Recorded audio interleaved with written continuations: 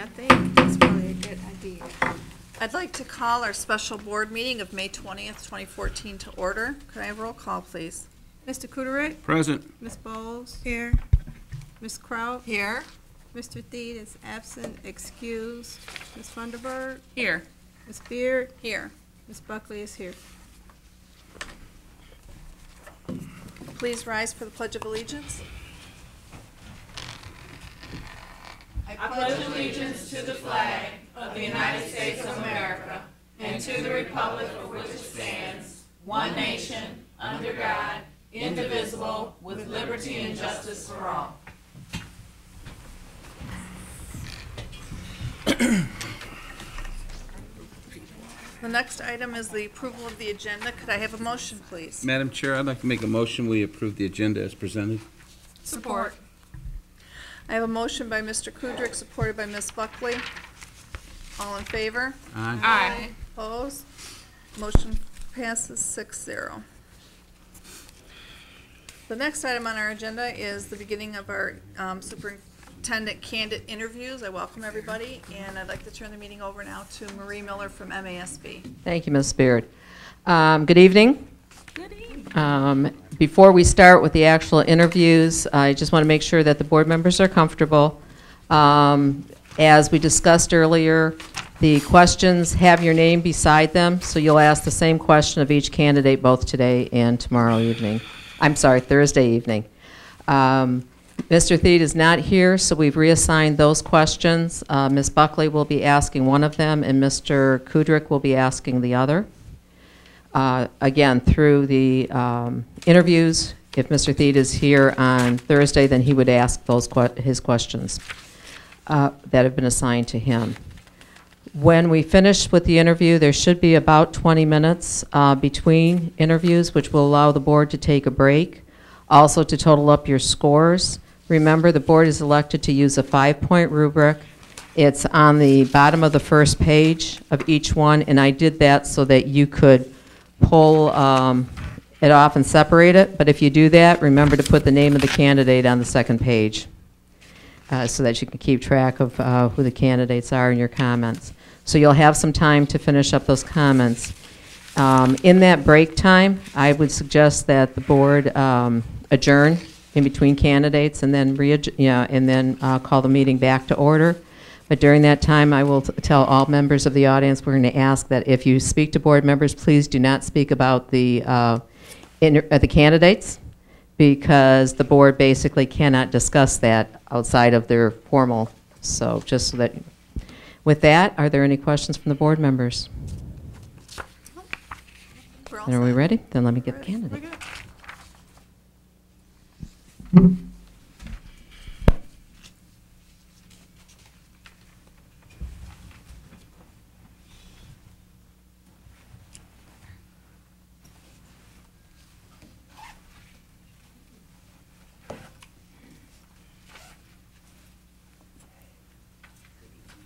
Good evening.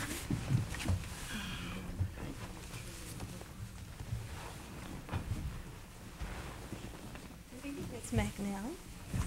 Sandy's doing whatever she's doing.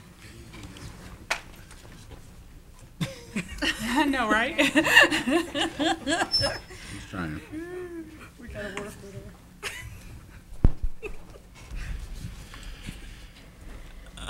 On behalf of Romulus Community Schools Board of Education, I'd like to welcome Ms. Margie McAnally to this interview this evening.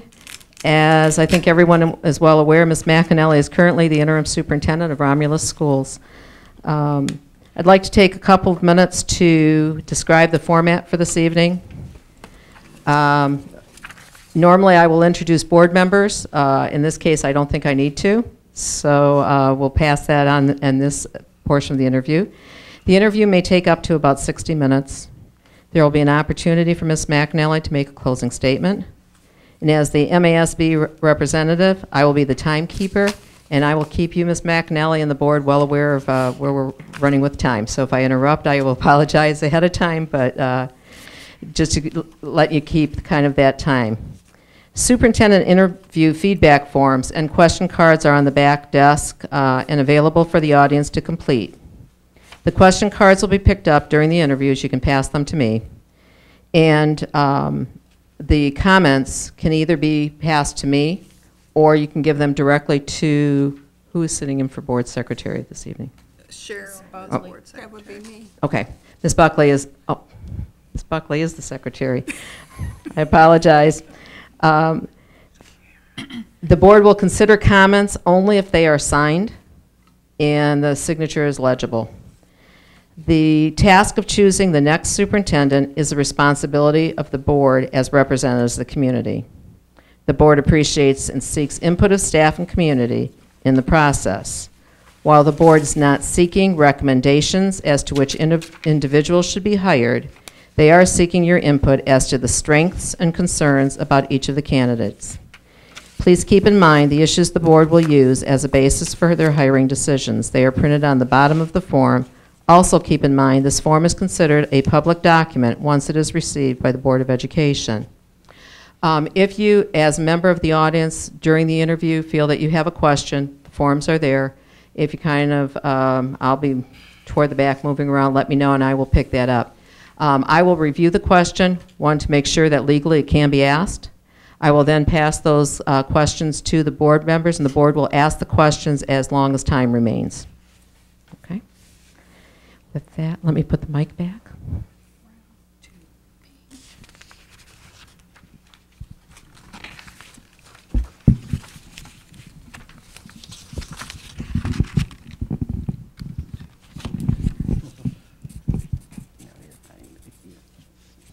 Can you hear me? We can hear you. I hear you.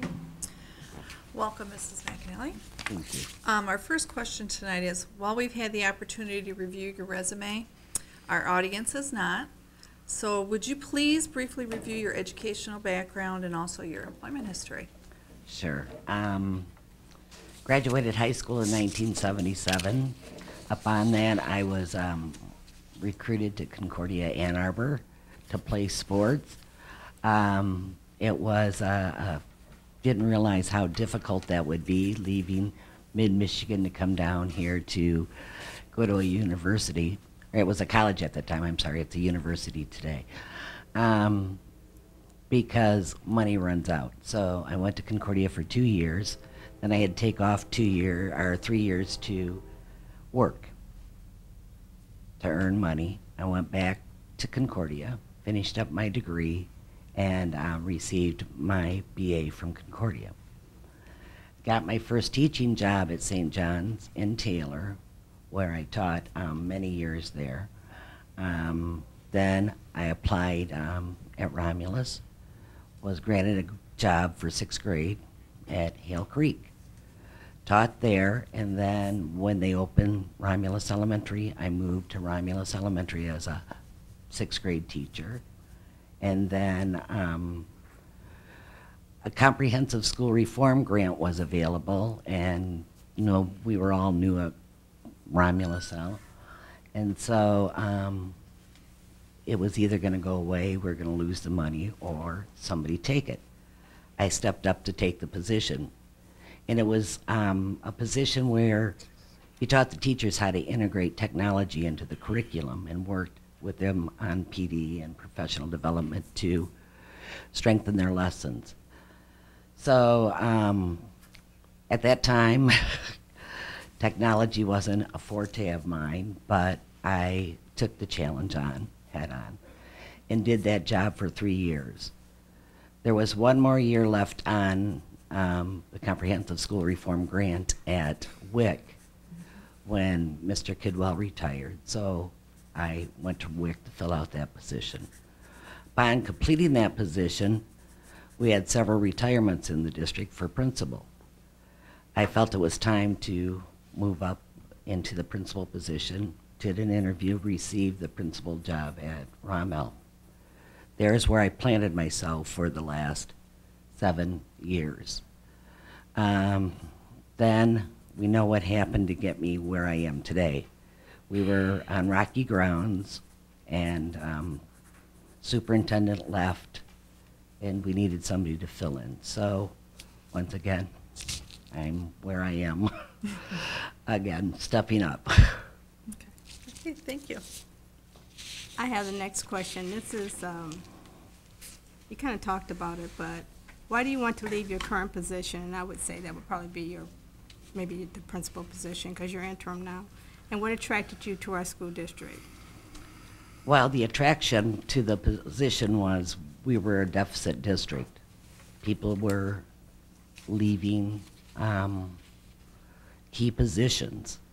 And then when we lost our superintendent in December, it was like, somebody's got to do it. So I decided to step up and do it, to face the challenge, to even have the opportunity to see what I could do or how I could be instrumental in fixing our problems. Thank you. You need a drink of water before we get going on the next I'm one? good, thank you. Next question for you is a two-part question. In the development of a budget, what major goals and objectives do you establish? And how many budgets have you developed, and how do they compare with what you would have to do here? First of all, the goals and objectives that we have to establish is we have to look at who our clients are. Our clients are the children that we serve of the community. We look to see what their needs are. And then from there, we satisfy that with who can serve them the best. So it would be personnel would be the next category that I would look at. How do we service them? That could be from custodials to classroom teachers to parents, whatever. Then those would be the objectives that I would build the budget around, areas in which we should be able to look to see what do we need to be successful, to have them successful. Then I would look at areas where we can start saving energy, for one, saving maybe some fuel contracting or something like that, where we can bring money back into the district, partnering with community members. So we can bring programs that won't cost as much.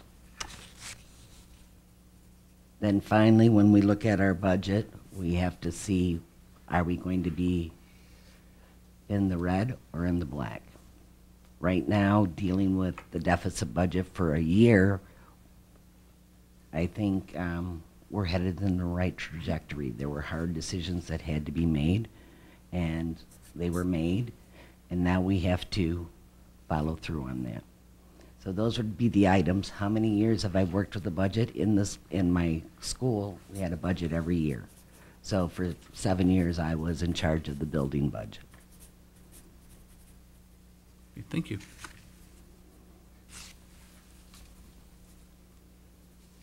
I have the next question. Can you share with us your experience with deficit elimination plans?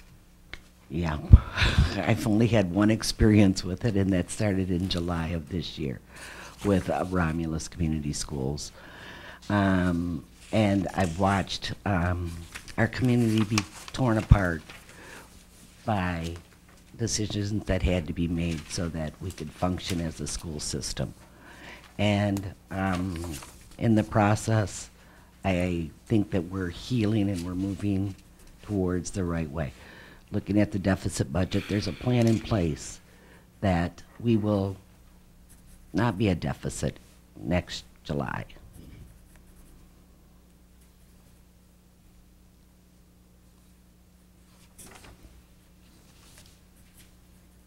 I have the next question. Please give us an example when you were especially innovative with business partnerships or grants. I can ask it again if you want. No, that's fine. The biggest one is, I guess, the summer school project, where it was a 31A grant that I organized and submitted for our students 1st through 5th grade to have a summer school experience, but it was more of an experience that wasn't so much school type things, but yet it was. And it was, I always wanted it to remind me of summer camp, When you went to camp, you wanted to go every day. You wanted to be there with your friends. You wanted to experience that. And at summer camps, you learned how to canoes, whatever, arts and crafts. And that's what I really wanted to bring back to the summer school program. So as the director of the summer school program, I felt that was a need, but yet we, as a district, had a weakness in reading and also in math. So those were our two focus for the first year of the summer school. The second year that it existed, our main focus became our science, as we know that our science scores are pretty low across the whole district, and we needed to focus on that for our students. And I got to say that was probably an innovative one and a very constructive way to use the money to service our children. And if we go back to the Reading First, Romulus was granted the Reading First grant, extended it one more year, and it was for Romulus Elementary, but I thought, why don't we make this so that all kids across the district could receive summer school? So that was the first starting back prior to when we had Reading First, then moving into the one that we currently have. I would say that was innovative, working with partners.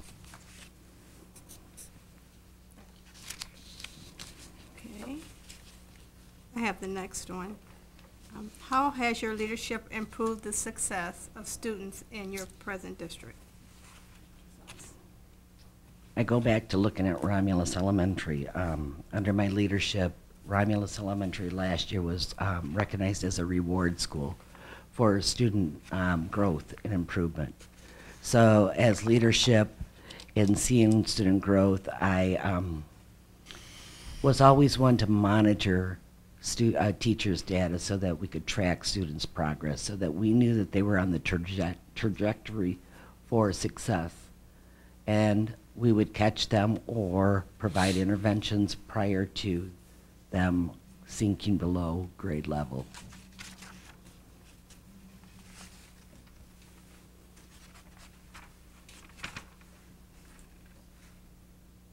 You're up. Okay, give me a sec.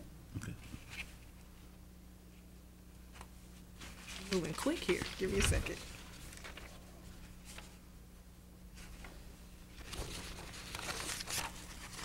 Okay.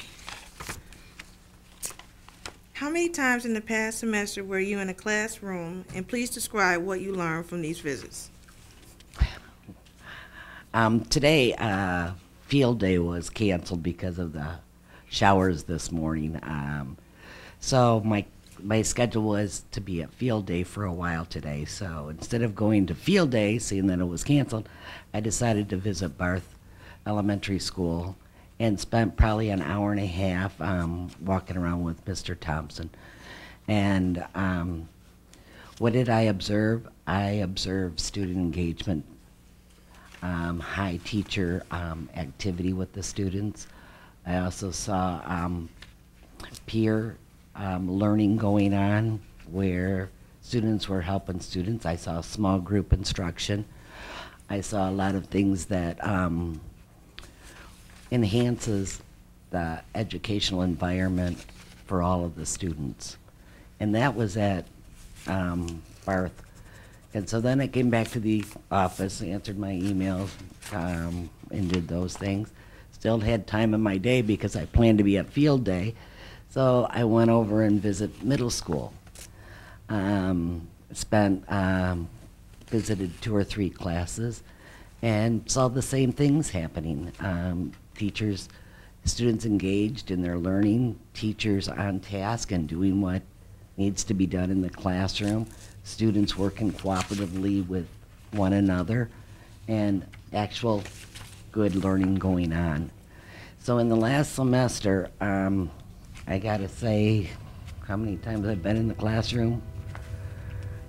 Estimate 25, 30 times. Monday I was at Rommel for program evaluation, where I stepped into a couple of classrooms while I was over there.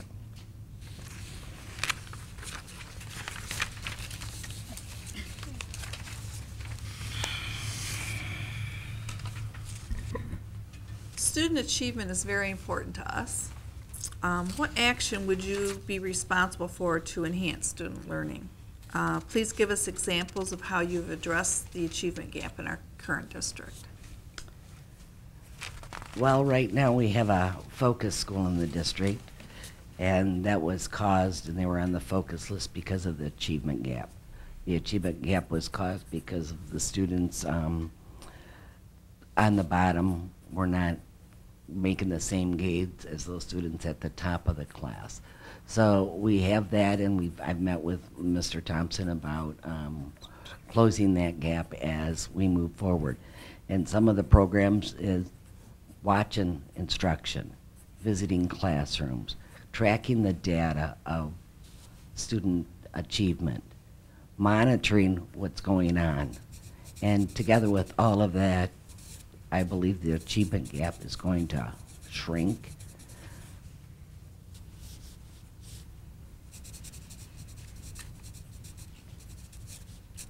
Thank you. Norma, what is your expertise with current technology? I still have some problems where I have to call, tech support, and I have an excellent friend that solves my problems right away when she's called.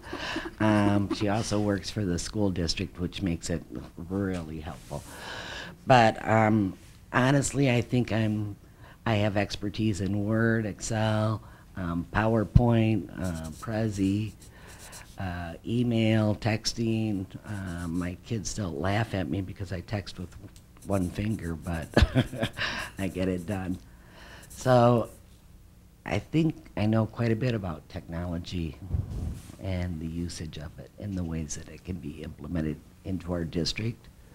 I believe that our board room needs to be updated with its technology because we need to be running digitally and not on a cassette tape.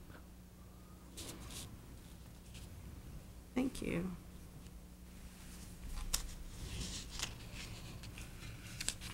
Okay. Please share with us your experience in working with all special needs students, and have you developed alternative methods to deliver services to meet their needs? I know you're probably referring to special ed in this question, but I honestly believe all children have special needs. Doesn't matter if they've got an IEP or not.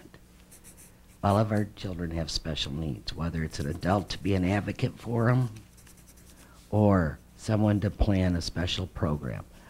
As a building administrator, part of it, we did have students with IEPs, special ed students in the class, and they were mainstreamed in.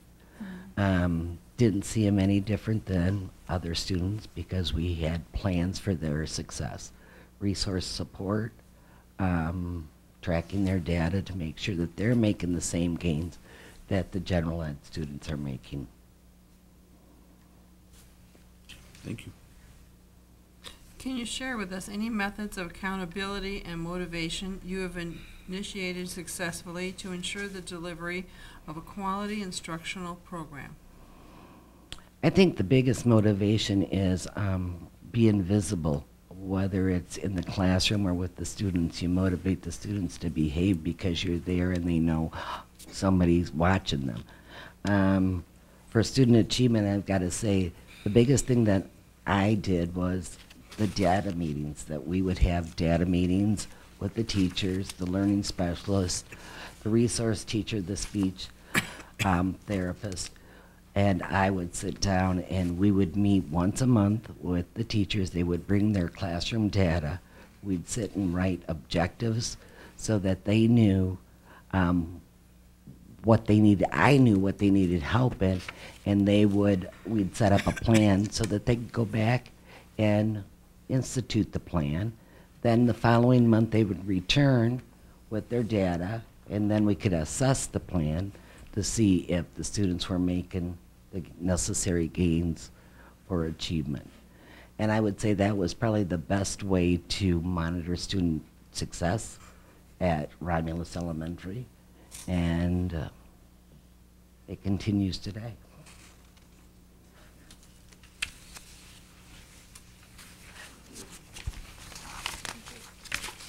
Next question is mine. Describe your past relations with administrators, teachers, support staff, and their unions.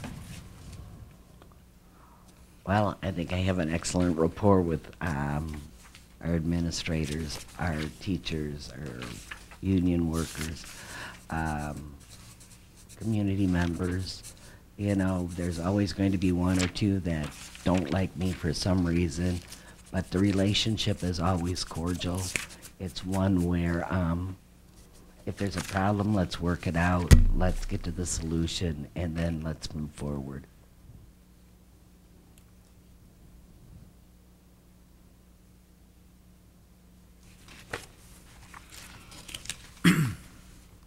How often and by what means will you communicate with the board? I would say that I would communicate with the board daily if it was necessary. As often as I feel it's necessary or the board feels it's necessary. I am a phone call away. Most of you have my cell phone or my personal phone or my office phone.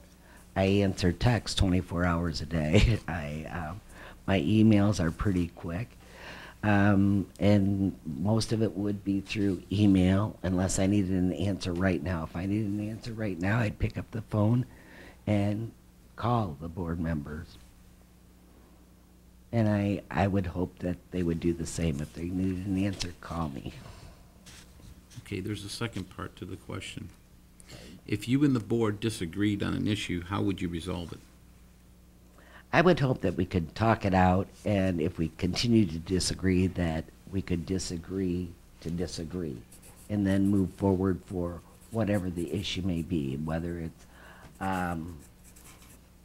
whatever it may be, but always putting the children first. If we had the focus on the kids, and we were on two extremes, but it was for the best for the children, I think we could say, let's agree to disagree. Okay, thank you. How have you gone about bringing change to a school district? How have I gone about it? First of all, I like to do it in a collaborative manner to bring change to any district. Then I would also like to see what type of change is needed. Is it major change where we need all the stakeholders involved, community members, parents, students? If it was that type of change, I would like it to be collaborative and taken place so that we have all of the facts before us before stepping into a change that might not even be necessary to make. If it was just a quick change, whether we're going to change the carpeting in here or the painting on the wall, I think that change would need all the stakeholders' input on the color of the wall. So it would depend upon what type of change it was.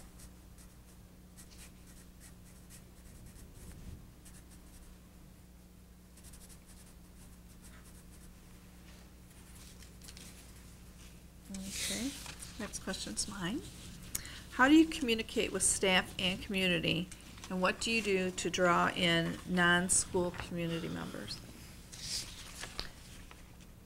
Now I'm going back as an employee in the district. I think sometimes we fail to communicate, and I mean blow our own horns, because we do a lot of awesome things in this district, but we fail to tell people about it.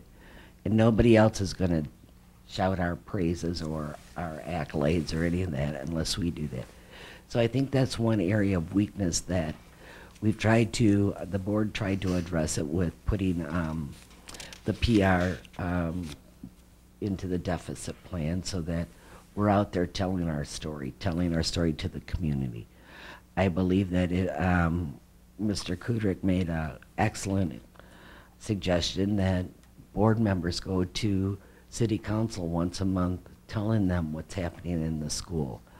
I also believe in shooting emails back and forth to community members, Ministerial Alliance, the City Hall, about programs and activities that's happening in our school. So communication, we have a big big arena. In order to communicate, we have 7 board members. We have every teacher, every staff out there that can get our message out. Biggest way is email, phone calls, flyers.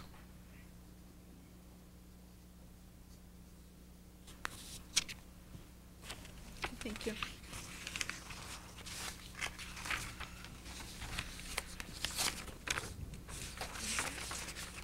Okay, that was the last formal question. We'd like now to take a few minutes and give you an opportunity to ask any questions that you might have of the board. I don't have any questions, but I do have a statement to make, or I would like to say one thing. I only applied in one district to be superintendent, and that was at Romulus. My dedication's here. The love for the city, the community. My 2 boys went through this school. Proud parent of a senior. I will be attending Wayne State. So, as you make your decisions, know that there's only one place I applied.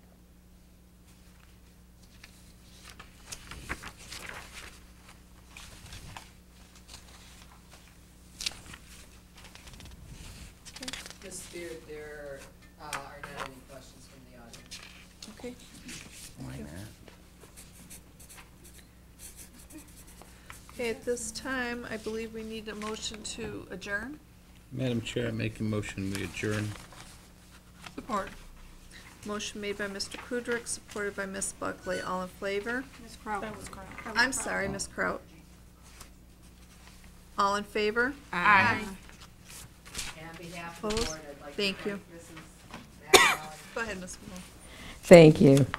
Once again, good evening. On behalf of Romulus Community Schools Board of Education, I'd like to welcome Dr. Josh Tallison, who also goes by the name Josh, to Romulus.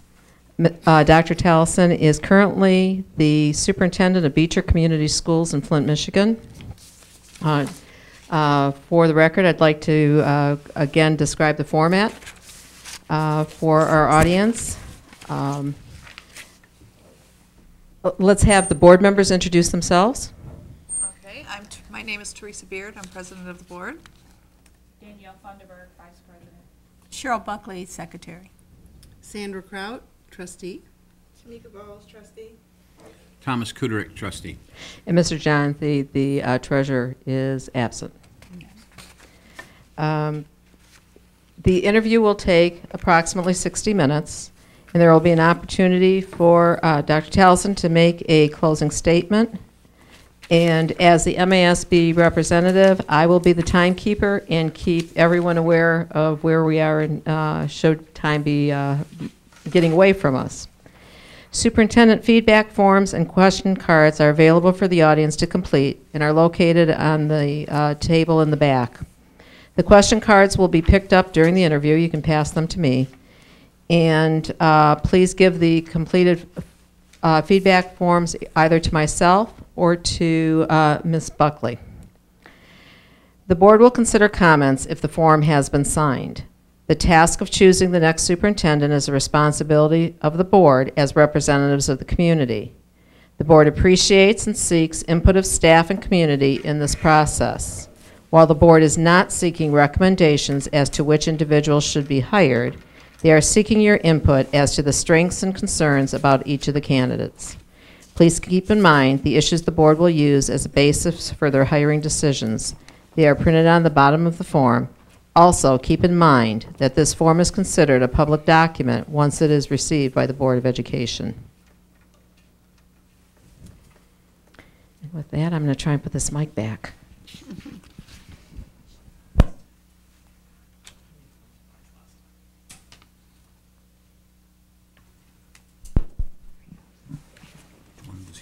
Was he like the second or third one? Good evening. Good evening.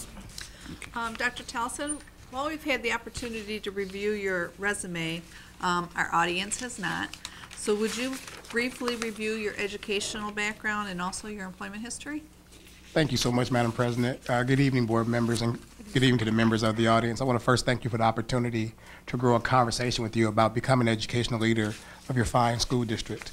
My name is Joshua Tallison. I received my undergraduate degree from Kentucky State University in Frankfort, Kentucky, in the area of history education. After graduating from Kentucky State University, I matriculated to the University of Cincinnati, where I taught and received my master's degree in the area of special education, specifically in the area of learning disabilities, hearing impaired, and emotional disorders. After finishing my education in Cincinnati, I moved back to the Metro Detroit area, and I taught in the Detroit and Southfield public schools in the area of special education.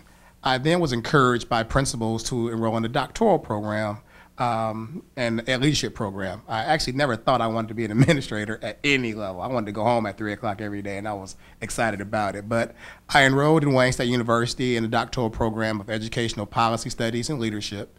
While enrolling in that program, I received my administrative certification, and I was then hired in the Rochester Community School District at Hart Middle School. While at Hart, we were lucky enough, or fortunate enough, or prepared enough to receive the National Blue Ribbon Award at that school, which was a great designation. I was assistant principal of a school of 1,400, where I was the only minority in the whole building, which was a very unique experience, but helped me grow a lot. After working there for 4 years, I obtained my doctoral degree, so I was Dr. T instead of Mr. T, and I became the principal Oak Park in Roosevelt Middle School. I stayed there 1 year, and Southfield called me back home. I was the principal at Thompson Middle School for 5 years, where it really prepared me for the next steps of my educational leadership journey. While at Thompson, we became an International Baccalaureate Middle Years program. They are now a designated school in the elementary and middle school areas. We also became a technology-focused school. And through my works at Thompson, I was selected to do a presentation in Birmingham, England, in the International Network of Educational Transformation. So it was a very humbling experience to be selected to present on an international scale to international leaders from around the world. That kind of gave me the courage to step out and seek the aspects of the superintendency. As a result of that experience, I applied for the Beecher Community School District Superintendent position in August of 2010, where I've been since that time frame. Innovation, risk-taking, transformational thinking, and partnership generation have been the tenets of my superintendency at Beecher. We have been the first school district in the state to go to a balanced calendar, which is a year-round schooling, to eliminate the concept of summer learning loss. And as a result of that, we've seen substantial academic gains with our students. We've also created a ninth grade academy to address the concept of retention and lack of a high graduation rate, and also to address our MME scores. I'm proud to say that this year we've seen substantial gains in those scores. So I think the concept of leading in a dynamic way has really helped us. I've also been elected to represent Region 5 of Northeastern Michigan and the Michigan Association of School Administrators Systemic Reform Committee, which is a committee of superintendents from the Upper Peninsula to the Lower Peninsula, which is trying to get ahead of the legislator on reforming the educational environment for the 1.6 million students in the state of Michigan. I'm the only minority male on that committee representing the Region 5. Also, because of my partnerships and my work in Genesee County, I am an adjunct professor at the University of Michigan Flint, so I'm always constantly aware of the research base that's going on in K-12 education. Okay, thank you very much. Thank you. I have the next question. Why do you want to leave your current position, and what attracted you to our school district? I'm one to seek out opportunities for success. I have had great success in the Beecher Community School District, and I'm still under contract there. My contract is not over until 2015. But I want to seek out success. The Beecher Community School District is roughly around 1,400 students, so I've made great changes there, and I'm looking for a bigger challenge to face. And I think the Romulus Community School District affords me that challenge. The pride that your community has in not only its athletic traditions, but also in its students is very much something that I'm accustomed with. I had the opportunity to drive through this area over the weekend, and your buildings are immaculate, so I can tell the commitment of the Board of Education and the commitment of the community to make sure your students are exposed to great educational opportunities. I'm a risk taker, and I want to be able to take a risk and step out on faith and think I can make a difference in your community. Thank you. Thank you.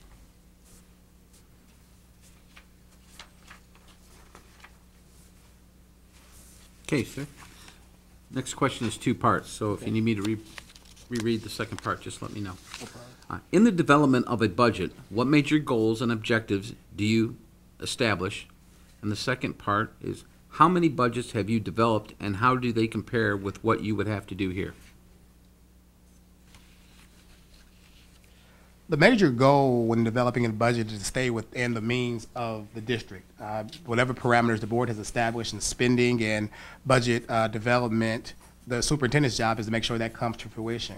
You first need to look at your student counts for the year, and I know that the Romulus is a sister district of mine in Middle Cities where you get a projection of student counts. So based on that student count information, you need to know how much money you're going to receive, and then look if there's a decrease of student enrollment from one year to the next, and make those adjustments periodically to see where you can fit. You also need to see if there are any cuts from the state that's going to take place, and categoricals and things like that that can impact your general fund.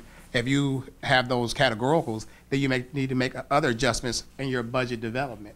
After you look at those final numbers, you still need to see where our revenues are and what we have now for spending for the previous year. And then you need to see what are the priorities. You always need to try to make sure you move as far away from the classroom as possible with your cuts, because you don't want to negatively impact the students in the classroom if at all possible. So you need to make sure you're looking at those type of things. Also, you also want to look at the end in mind, because you never want to gouge your budget enough that you're not a viable option for the community in which you serve.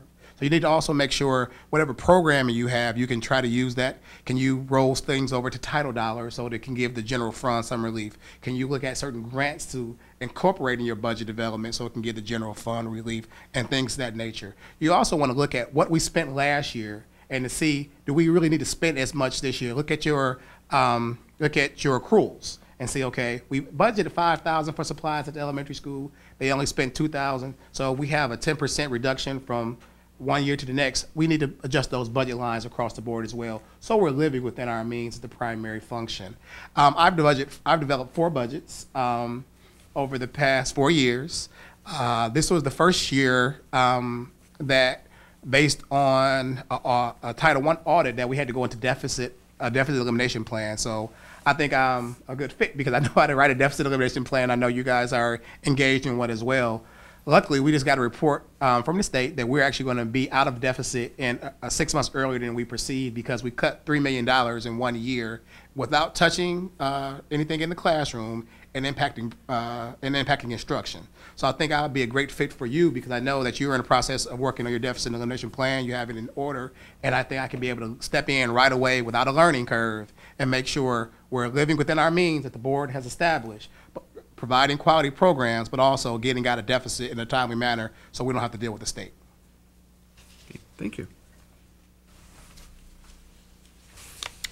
Can you share with us your experience with the deficit elimination plans? Yes, it's not a fun thing, quite honestly. I created one this year with the work of my business office. We basically had to go through the entire process of making cuts in our line items to make sure where we were. We were only $250,000 over in deficit, and like I said, it was because of a Title I audit. The expenses in the Title I audit were allowable, but however, when the state is cutting back money, auditors look to find things. So we appealed the decision and were denied it. So we had to cut $250,000 out additionally. So that's what made us go into deficit. So we went through the process of doing those type of things. I voluntarily took a budget cut, a pay cut, a 1% pay cut before anyone else was ever even brought up.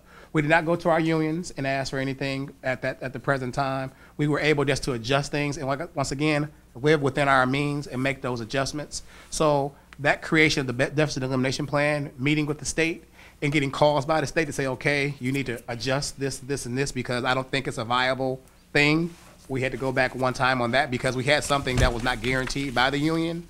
In the contract, we were in negotiations, but we put it in there. And they said, okay, you have not signed off on this process, so I know how to go back and change a deficit elimination plan when you get those when you get those calls from Ms. Rayner from the state's office to say this is not a viable option. So I know the deficit elimination plan from A to Z, and I think I will be able to come in with my feet on the ground running to make sure we can meet all the requirements in regards to reporting, in regards to the monthly reporting that you have to do and things of that nature, and also making sure we're on point with all our points of focus.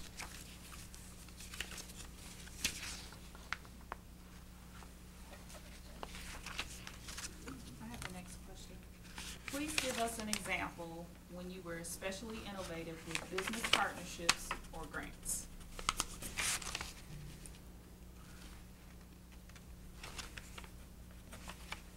As I kind of alluded to in my opening, I think one of the tenets of my superintendency has been innovation. Last year, I partnered with the University of Michigan Flint to create the NEF Center, which is a hub, a University of Michigan hub in our high school, where they conduct financial aid workshops, they do admissions, they help our high school students with essay writing and things of that nature. We gave them 2 rooms in the back of our high school, and they totally renovated the area and made it the university hub. So we actually teach graduate courses and college courses in our high school, and the NEF Center staff actually works with all of our juniors and seniors on college applications. They work with our parents on FAFSA applications and things of that nature. We actually tomorrow, and kind of like your high school is having, we're having a college signing night where we're going to have all of our seniors are going to be signing their college letters of intent tomorrow, similar to what you're doing at your high school. But that business partner generation has really helped. We've also partnered with the Genesee Intermediate School District's 21st Century program to provide grant-funded after-school opportunities for our students K through 12. So it's almost like a latchkey or after-school enrichment activities, but it's no cost to the district. But it provides opportunities every day for our K through 12 students to get enrichment activities after school. Also, in the aspect of business partnerships, we have a unique partnership with the Ruth Mott Foundation in the Flint area, where they have created the BSIPs, which is the Beecher Scholarship Incentive Program, where they provided funding prior to me getting here. But the continuation had happened, where they provided college scholarships for students every year, almost like a promise situation for college scholarships for our students over a period of time. I always like to seek out opportunities to partner so we can give the budget relief on certain aspects of things, but also get business partners into our school for the betterment of the district and for the community.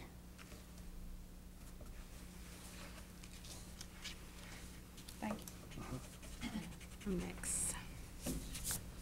How has your leadership improved the success of students in your present district?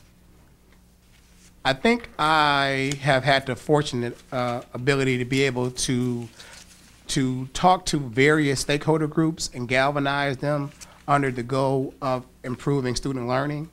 I was the 5th superintendent in 6 years in the Beecher Community School District. So quite honestly, the culture there was wait you out. You're not going to be here next year. And they kind of hope for the best. My tenure there has allowed us stability to be there, and educational leadership has been my focus. And the aspect of instruction. We have totally formatted our curriculum in an spiraling manner, K through 12, so every teacher knows what every student from the previous year will be teaching, so we can have congruency in instruction. And that congruency in instruction has also led to increased academic rigor and also increased performance on state exams. For example, this year, our 3rd through 5th grade students in the areas of reading and writing, their scores doubled in all areas, basically because we implemented best practices. We implemented reading and writing workshop at the elementary level. At the high school level, we talked about games before with ACT. We implemented an ACT prep course for our high school students so they can understand the aspects of questioning on high stakes exams and things of that nature. I think also the concept of creating common assessments for our students, K through 12.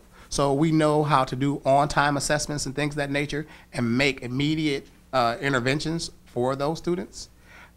Using the STAR test and the NWA or in the MAP test, I don't know exactly what kind of assessments you use here, but using that data to make immediate instructional changes and not waiting to a MEP test or ACT test. Our mantra has been we want to do physicals academically and not autopsies. So I think my leadership in that aspect of making sure We're always doing best practices, and leading with the end in mind has led to academic gains over my 4 years in the district. Thank you.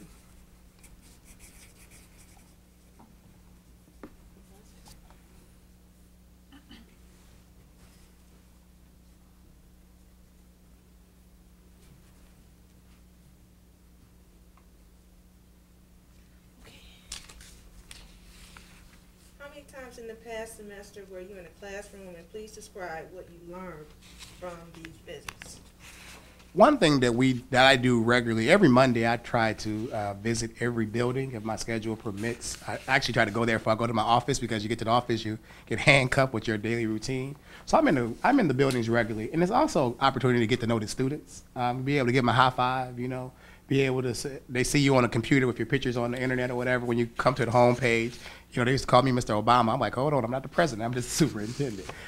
But I'm in the classroom regularly. One of the things I instituted with my administrative team was to do walkthroughs as an administrative team. So the whole administrative instructional team, we did walkthroughs in our classrooms and had conversations about what we saw to make sure dynamic learning opportunities took place. It's not foreign for me to be in the classroom with my iPad. We use the Go Observe tool from MASP, and I do assessments of the teachers in the classroom, and I email it to them. One of the things I had to let them know, I'm not there to have a gotcha moment. I'm there to see dynamic instruction, and I love seeing great teaching. One of the things I invite all my teachers to do is send me an email if you have something going on in your classroom. I just want to go step in. And sometimes you're having that bad day, go into a kindergarten classroom, make sure kindergartners love everybody, and they make everybody feel good. So I'm in the classroom on a regular basis, once again, not to evaluate teachers, but to see good instruction. But also, if I do see something that needs to be curbed, I talk to the principal about the situation, because I never want to overstep my bounds, because they're always going to see me as the superintendent. I always want to make sure that principal is empowered. If I saw a concern, I would go back to them so they can address the situation, because I never want to cross that line where people are scared or they're putting a dog and pony show on in front of you. I want to see authentic instructional things taking place all the time. But specifically to answer your question, I'm in the classroom all the time, and I'm not foreign to it.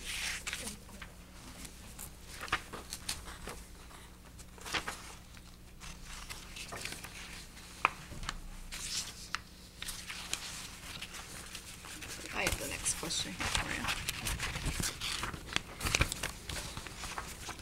Student achievement is very important to us. What action would you be responsible for to enhance student learning? And then give us some examples of how you have addressed the achievement gap in your current district.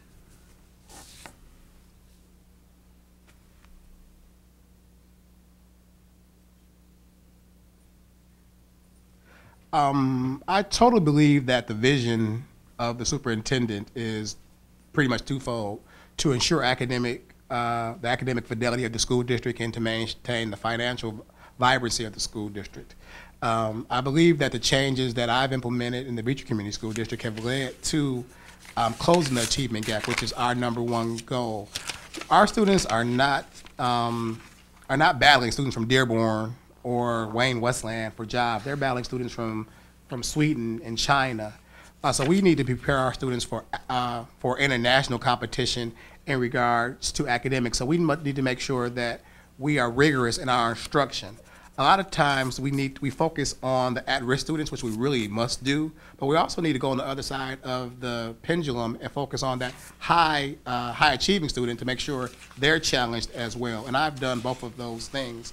In areas of closing the achievement gap, we had started to create a late start for our students, so our teachers had the opportunity to plan K-12 to make sure our lessons were dynamic, and that make sure there were continuity amongst the lesson design. We implemented, as I talked about a little bit earlier, a common assessment cycle quarterly, where the teachers came together from the different buildings and created grade level common assessments, and then making the assessment, and they shared the data with me. Every classroom had to have 70% proficiency, or if not, they had to reteach and retake the test to ensure some level of baseline understanding. We implemented best practices, as I talked about a little bit earlier with the reading and writers workshop.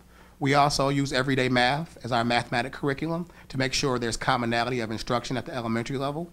At the secondary level, I think it's key that 7 through 12 continuum really focuses on getting students prepared for college and career readiness, making sure that We have students that are able to take the higher level math courses so they can be successful. One of the things we have done is make sure that for those high level students, we have created dual enrollment opportunities with the University of Michigan Flint and Mott Community College, so those students can get, who are academically ready for that rigor, can actually get college credit while they're also in high school. For those students who have had some academic gaps, we have used the Read 180 program, so they can get reading support and academic support so they can make sure they're on grade level. We've also had the opportunity to, once again, like I talked about before, create the ACT prep course so we can understand test taking.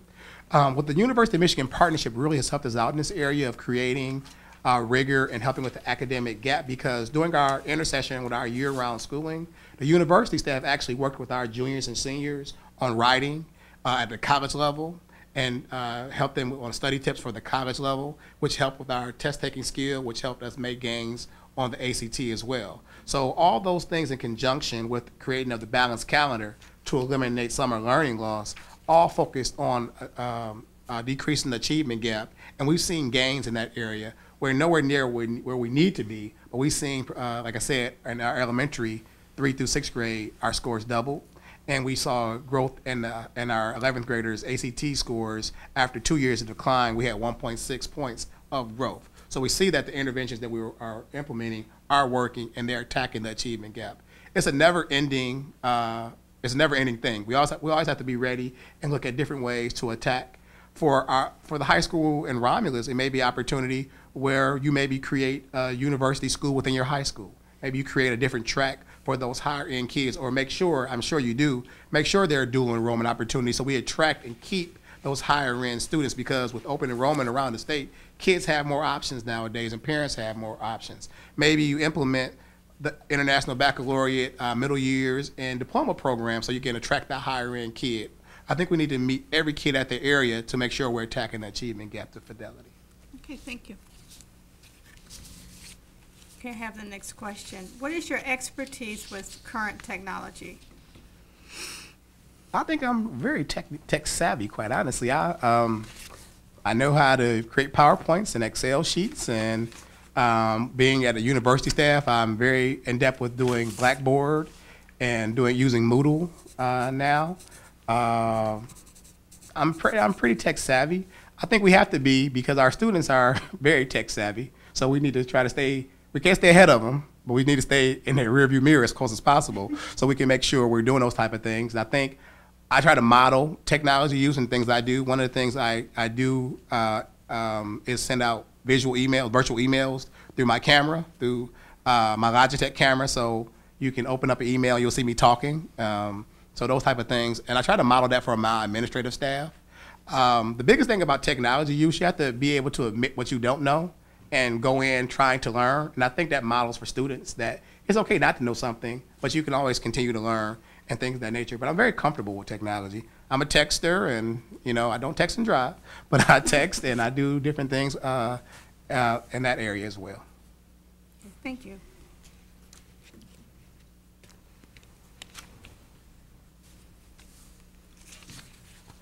Need a drink of water or anything before you? Oh, thank you. I appreciate it.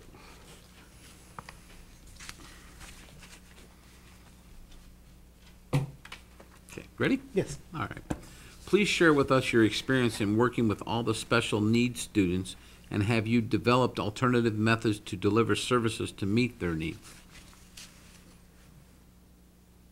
This is a great question, being that I have a master's degree in special education. Thank you.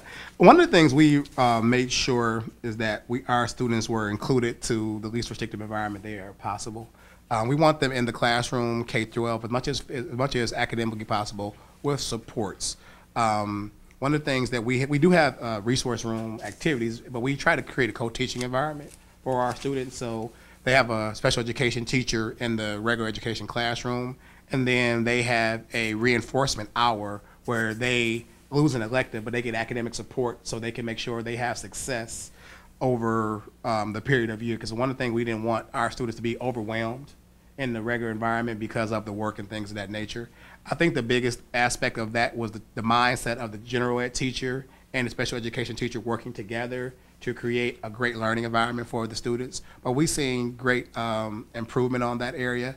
I was just at a meeting prior to coming here in our elementary school where one of our special education students in the area of math actually superseded some of the other students because of the support he had. And he felt so good about it. It was about the learning, not about the score, that he got it. You know, so many times some of those students have had negative experiences and their self-esteem is low. So putting them in the regulated environment as much as possible is the number 1 goal. We try to abide by the IDEA 80-20 laws and things of that nature to make sure they're in the regulated environment 80% and especially at 20%.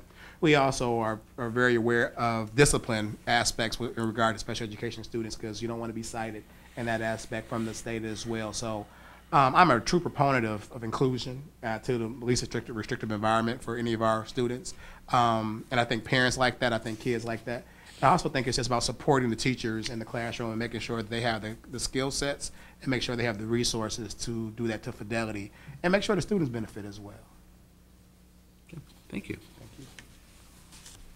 Can you share with us any methods of accountability and motivation you have initiated successfully to ensure the delivery of a quality instructional program?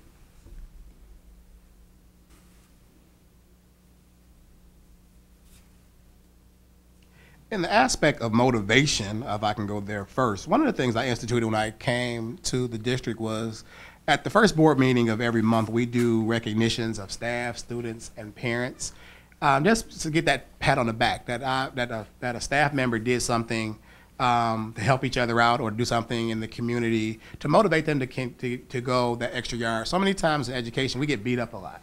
We get beat about what we don't do, what we should do, and what we can't do. So it was my goal to just to improve the environment for motivating each other, that we're going to motivate ourselves. And I have staff members actually nominate each other. So they can nominate a parent, they can nominate a student, or they can nominate a community member if they've done something to aid anyway in the school district. And that really motivated people. I didn't think a little plaque, that we just had a little plaque machine, meant so much to people, but they really, really love it.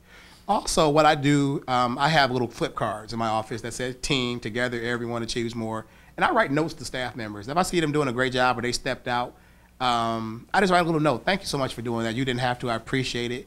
And actually, I go around the district. I see people really have them on their bulletin boards. And they have it on their desks. That little pat on the back goes a long way to changing the ethos of an environment where people have been beat down a little bit. So doing small things such as that. We try to also do, you know, when doing teacher appreciation time, we do dinners and things of that nature. But motivating them in a small way by giving them little awards and giving them notes of encouragement have been one of the biggest things.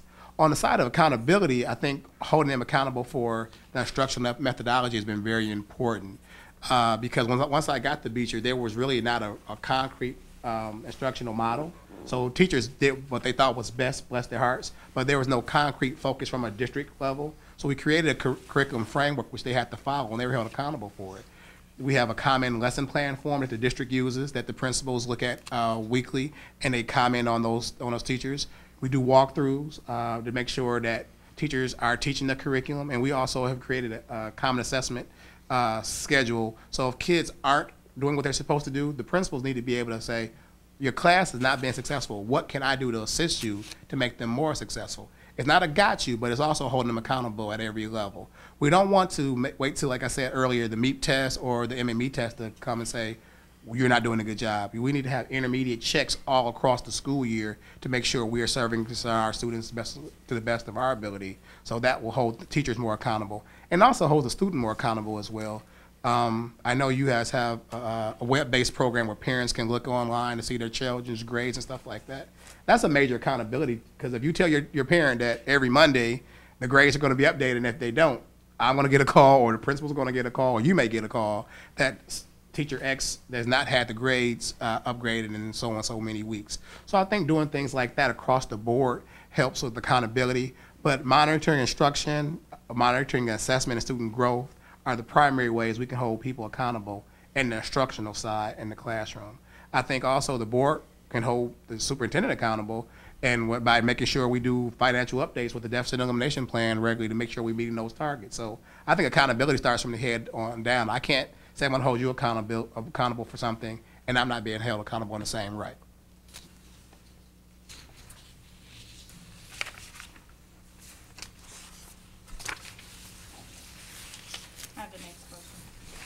Describe your past relations with administrators, teachers, support staff, and their unions.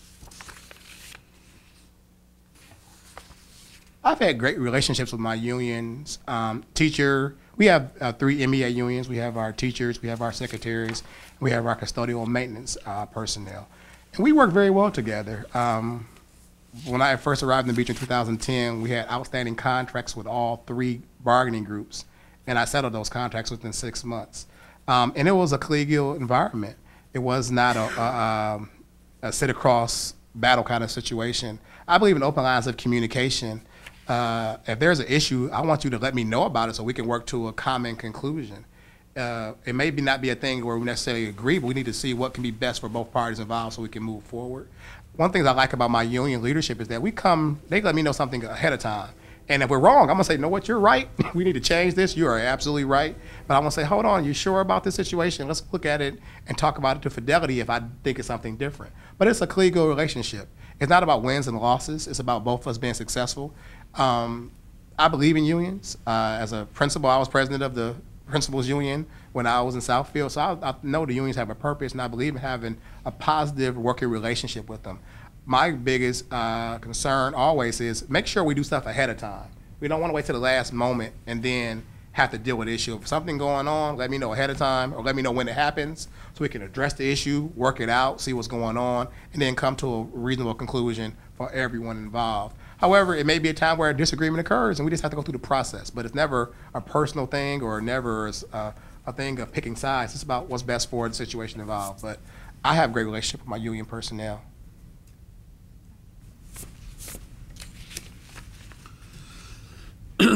Okay. Got 2 questions for you. The first question is, how often and by what means will you communicate with the board? And then I'll give you the second one after you answer that.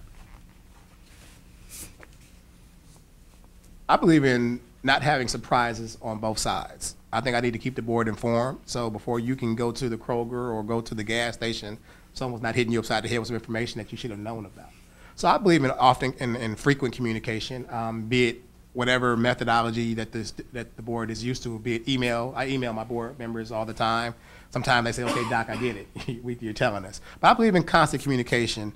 I think the only way that a good superintendent-board relationship can grow is through trust and through open lines of communication about what's going on. I do weekly updates to the Board of Education. If there is a question that rose up at a board meeting, by that Friday, I try to get the answer to that question if all possible, and have an update for the board so we can communicate and get your questions answered. I believe in frequent communication. Call me on the phone, but I really believe in this. I think email, because we all are kind of tethered to our hip with our phones and checking. I had to tell my son, I'm like Pavlov's dog or something. Every time I hear that little beep, I got to go to my phone and check the email. I had to okay, hold on. But communicating on a regular basis if something's going on. So you don't want to be shocked. I don't want to be shocked by anything. If it's a heads up, okay, could be coming, it's a possible issue. So so when someone asks you a question, you can be reasonably knowledgeable about the situation. So I believe in frequent, often communication in whatever methodology you think is best. Okay, great. And the second part, if you and the board disagree on an issue, how would you resolve it? I think I'm an extension of the Board of Education. I think when we go into a closed session or we go to a working session and things like that, after the board gives me the directive, it's over with. I believe we move forward. I will voice my opinion in a respectful manner and give you the data to support those type of things. But the board says this is not where we want to go right now. After you give me that directive, it's time to move on to the next opportunity. I think it's like a family. Once we're together and we have our hammer it out, we need to be on a united front once we come into the public. So I believe in making sure we have those that type of relationship and that type of communication. I believe in, like I said, giving the board all the information they need to know for my recommendation. But if you tell me before that we're not going this direction, the recommendation won't come, because I'm not going to bring something that I know is going to get voted down, because you might have concerns, and I want to make sure I address your concerns. One thing you have to do in this position is go slow to go fast. One of the things, for an example of that, we implemented a balanced calendar this year. It took us 7 months to get to that point. We started in October for implementation of the next school year, so we can get all the questions answered from not only the board, but all the constituents. So that's just an example, making sure that we are on the same page before we move forward and anything of that nature. So that would be my number one goal. Okay, thank you.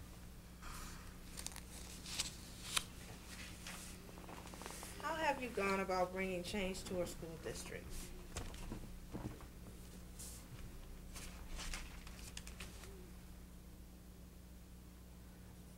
Upon my arrival in my current school district, change was needed on so many facets. I think, like I told before, I was the 5th superintendent in 6 years, so there was not a lot of continuity in any aspect of the district. So we had to start by changing the mindset of the administrative staff. I had to change that mindset from our administrators being managers into instructional leaders. And one of the ways we did that, we created book studies about best practice leadership. And actually, one of my articles was published in the Leader in the MASA spring, in the fall MASA publication about leadership, because we needed to change the mindset of the leadership team if we were going to change the ethos of the district. So I wanted to, the first aspect of change was changing the leadership we had to make them instructional leaders, so then our teachers could focus on instruction in the classroom. Also, in the aspect of board superintendent relations, changing the mindset of the board. I think one of the things that I was fortunate enough to have a great board to work with, but previously there were some issues with the board and superintendent, so at times some board members thought they were the superintendent. So we had to go through some training and make sure we knew roles and responsibilities. So changing that perception that the board now has a great thing to go to the president or talk to me directly if there's an issue, because before then there were times that they didn't do that. So that change really helped out because there was not now opportunity to circumvent the superintendent on things like that. But if you have 5 superintendents in 6 years, that can be a tendency to do that. So that was a great aspect of change that we worked very well together. I think the biggest aspect of change, quite honestly, was creating a college and career readiness culture in an area that was not necessarily used to it, with always speaking about our goal was to make sure your child is college and career ready when they leave. Either they're doing some kind of vocational thing or they're going to a 2 or 4 year college, and making that the end of everything we did. And once you put that vision out there, you can then challenge anything that goes against it and hold everybody accountable to that. So creating a change in culture in the aspect of board superintendent relations, and the aspect of instructional leadership, and the aspect of culture instructionally for our students have been the aspects of change that I've been engaged in my current position.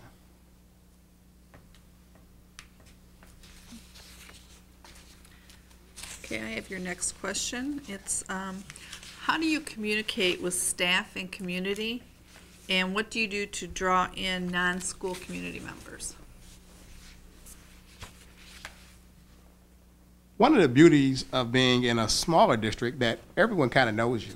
You know, they'll see you and they'll, hey, Dr. T, and they'll let you know what's going on ahead of time when you know them. But I believe in having open lines of communication with staff, sending emails regarding information. But that also comes back to being in the classrooms when you're doing walkthroughs or sitting in on instructional things and just being present in the buildings. They can ask you specific questions about things that are going on. But I believe in letting the staff know what the vision is. One of the things we did, for the first time in 17 years, we created a strategic plan. We had district-wide community input on, so they know what the vision of the district is. Our vision is to make sure our students are college and career ready by the time they graduate Beecher High School.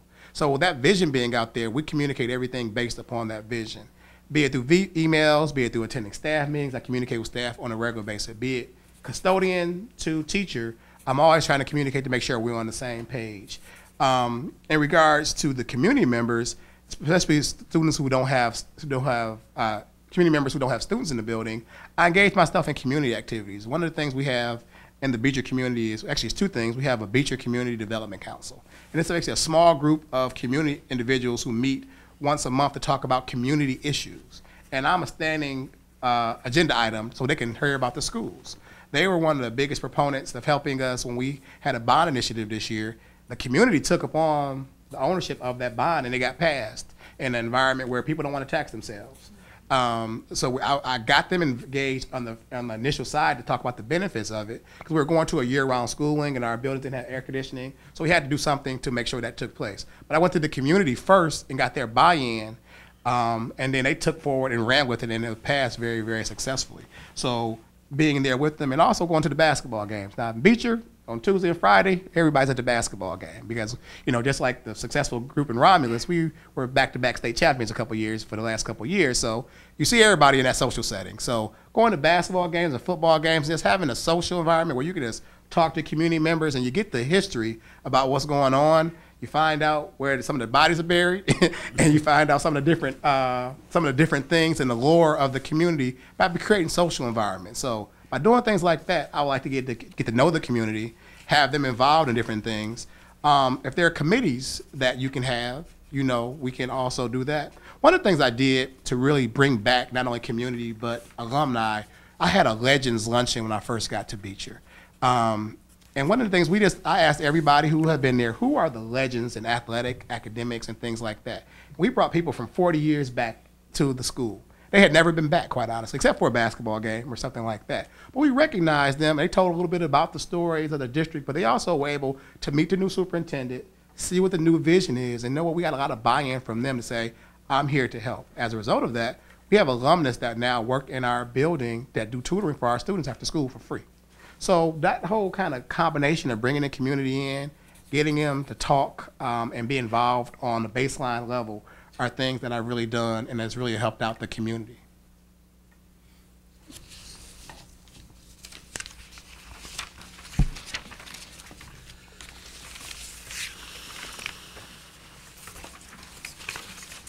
Okay, that ends the questions that we have for tonight, and we'd like to take a few minutes and provide you an opportunity to ask any questions that you might have of the board. Okay.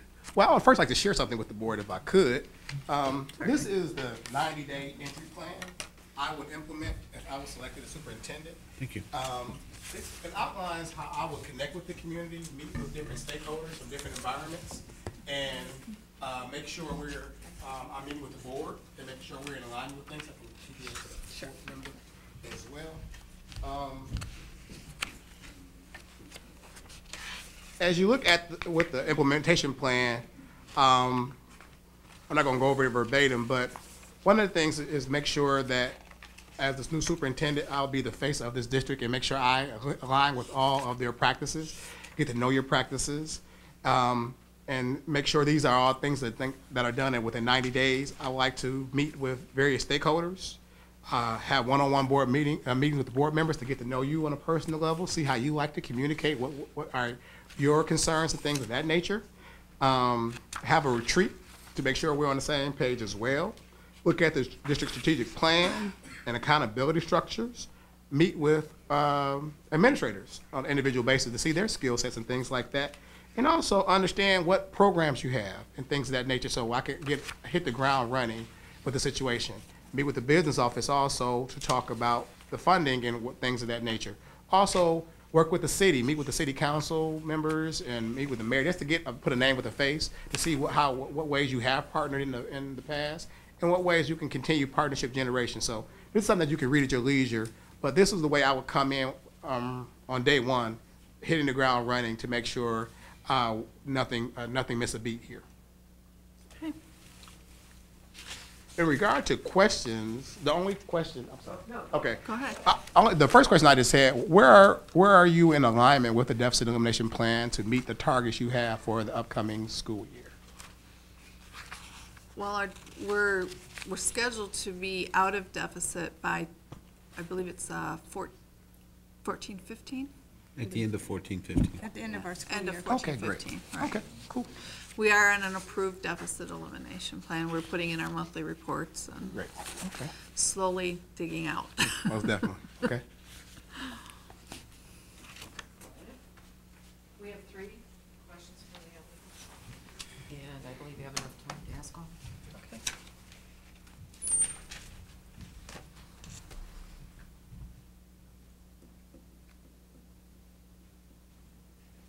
Okay, the first one I have here is, what are best practices for parent involvement to include but not limited to sharing information and addressing concerns?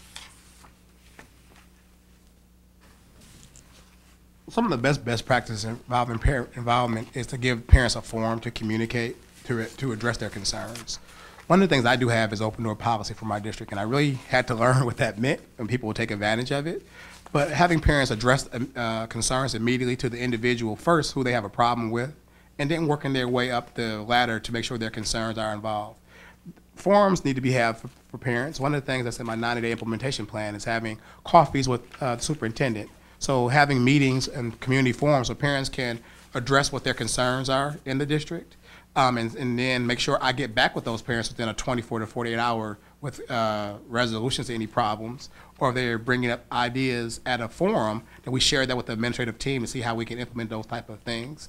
I believe in open communication via email and via phone calls with parents so they can get involved in things of that nature.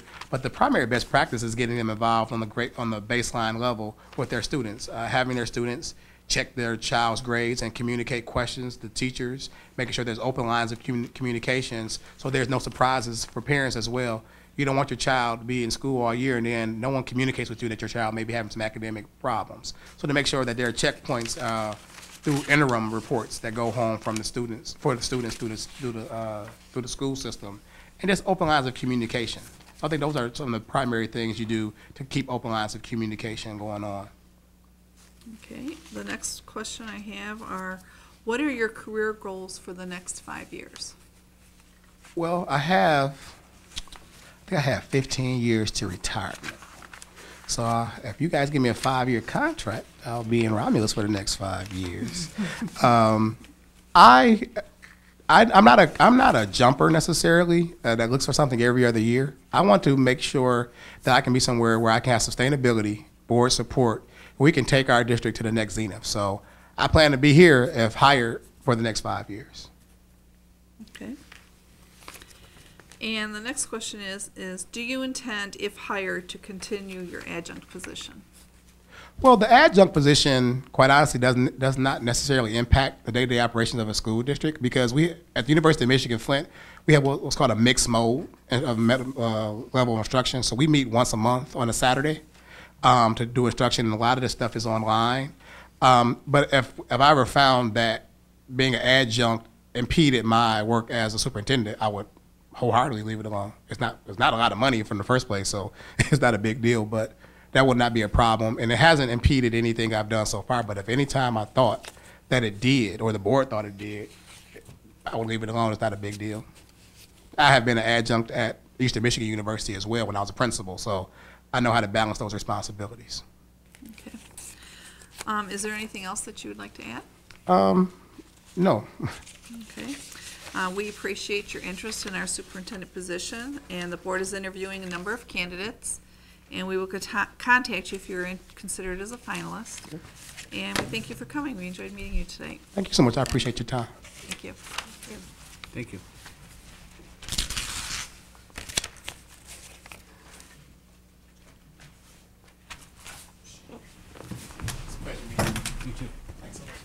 Thank you. Stretch my legs.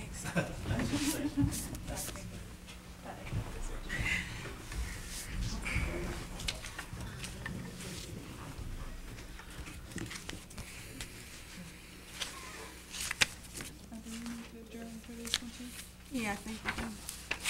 So we gotta come back in. I'm not, I Need a gotta. motion? I can just recess. Right. You can just recess. I'd like to recess our meeting at 8:08 p.m. Oh, no, I'm getting it.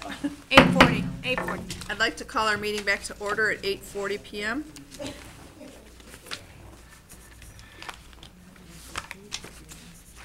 She get him a fresh. Go ahead. Hey, Carol, is that a fresh bottle of water there for him? Okay. Oh, yeah, 'cause I took Danielle's pencil. Fresh pencils in that basket. Are they sharp? Yeah, well, I thought they were sharp. Good evening. We're ready? How are you? Hi, good evening. Nice to meet you. Hi. Meatballs. Nice to meet you. Nice to meet you. I had some in bubble wrap.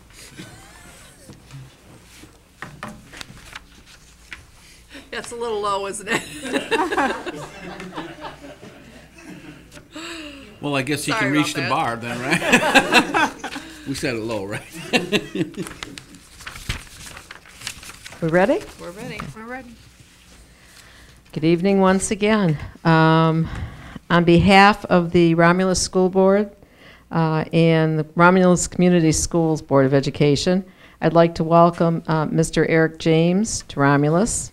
Mr. James is currently the Principal Superintendent of Casablanca Community School District, Vapchul, Arizona, I think. That's the pronunciation. I'd like to introduce the board members to you. Ms. Teresa Beard, who is the president. Ms. Danielle Fundenberg, who is the vice president. Ms. Cheryl Buckley, secretary. And trustees, Ms. Sandra Kraut, Ms. Tamika Bowles, I apologize, and Mr. Thomas Kudrick. Mr. Theed, who is the treasurer, is absent this evening. Just again to provide the oversight of the process, the interview will take, we expect to take the interview to take about 60 minutes. There will be an opportunity for Mr. James to make a closing statement as well as ask any questions he may have of the board. And as the MASB representative, I will be the timekeeper and keep everybody aware of where we are in the interview process. Superintendent feedback forms and question cards are available for the audience to complete and are located on the table in the back. The question cards may be given to me during the interview, and I will review them to make sure that they can legally be asked, and then we'll pass them on to the Board of Education. And the board will consider those questions as long as time remains. The board will consider comments from the audience as long as this form has been signed. The task of choosing the next superintendent is the responsibility of the board as representatives of the community. The board appreciates and seeks input of staff and community in the process. While the board is not seeking recommendations as to which individual should be hired, they are seeking your input as to the strengths and concerns about each of the candidates. Please keep in mind the issues the board will use as a basis for their hiring decisions. They are printed on the bottom of the form. Also keep in mind that this form is considered a public document when it is received by the Board of Education.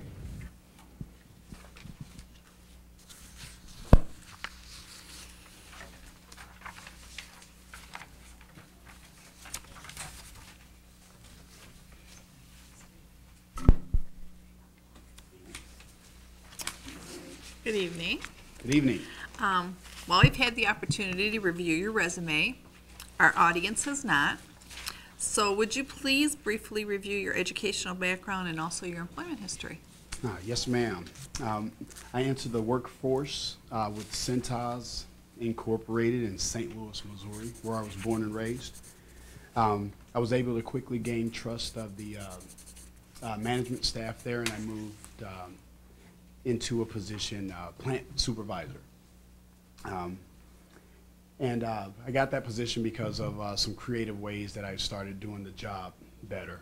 I supervised 46 employees at that time, decreased cost in materials by 46%, and boosted employee morale and productivity by about 54%.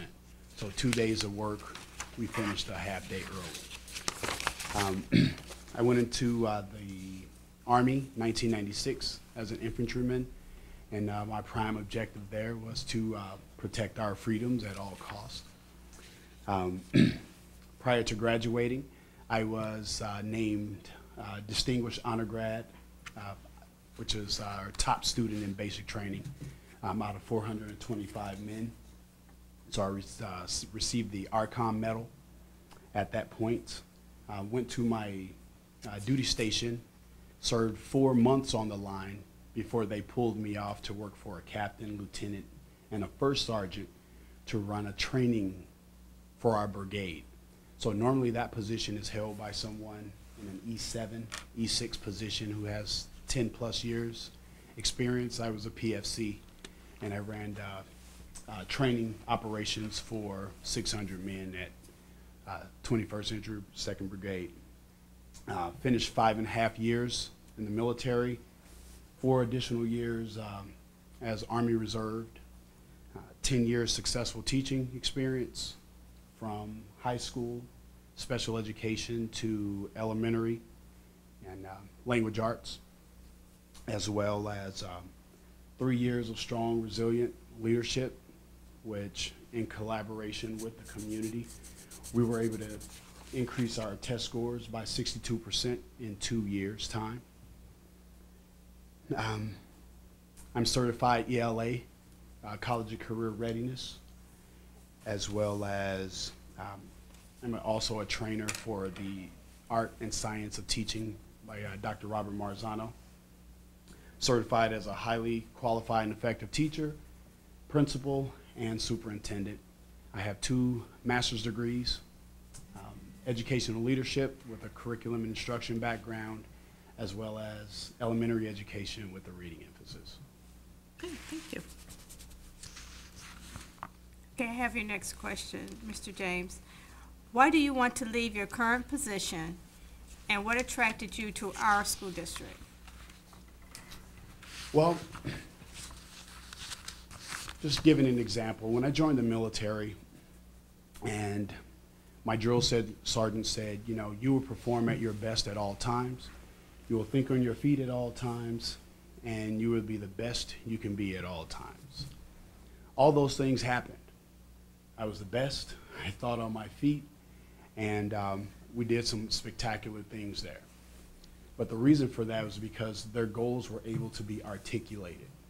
And because they were articulated with such validity, it was easy for us to go out and do the task that was appointed to us. When you're working for a school district who does not have a clear vision, it's hard to guess and speculate what it is that's expected of you. And so, without a collective body believing in why we're here, that's an issue. And so you have a staff, you have a community, you have administration all wondering, I think this is what they want. I believe this is what they want. This is working, but we're not sure. So being able to work for a school board that have a definite vision of where they want to take the district makes our jobs easier for us to go out and articulate those things and bring your vision to life. What attracted me is every piece of literature that I read about Romulus, the staff and the community all seem to believe in the direction the district is going. And so for me, that's a start. And then you have a staff, you're still doing wonderful things. You just introduced a college and career program. I think it's about a year old. And there are some other things that you've done along with sports and winning state and things of that nature. All of those things are great things that you're still doing with an absence of a superintendent. And so I didn't come to Romulus to take credit for anything. I came to be a part of what you're already doing. And so the work that you've been doing and continue to grow, that's what attracted me to Romulus.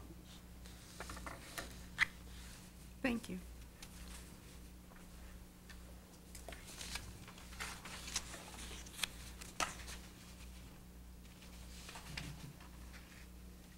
You next, Tom. I'm sorry. Okay, my question has got 2 parts for you. Okay, the first part, in the development of a budget, what major goals and objectives do you establish? And the second part is how many budgets have you developed and how do they compare with what you would have to do here? Well, I would say that normally districts use the expenditure model. Just for example, let's say Romulus's budget is, let's just use an even number, $10 million. And so you look at your budget and most school districts say, okay, we have $10 million last year. We went a little over on a couple of these programs, so let's raise it to $12.5 million. Boom, there's our budget. I look at budgets a little different, and I think that you have to have a philosophy and a purpose for each program that you have that's coming out of your budget. And so I believe a philosophy has to be utilized or work in tandem with your budget. For instance, I think in order for you to make a budget, you need predicted outcomes on what these programs that we are funding are supposed to do. So what return on our investment should we get from this particular program? I think we also have to have empirical means in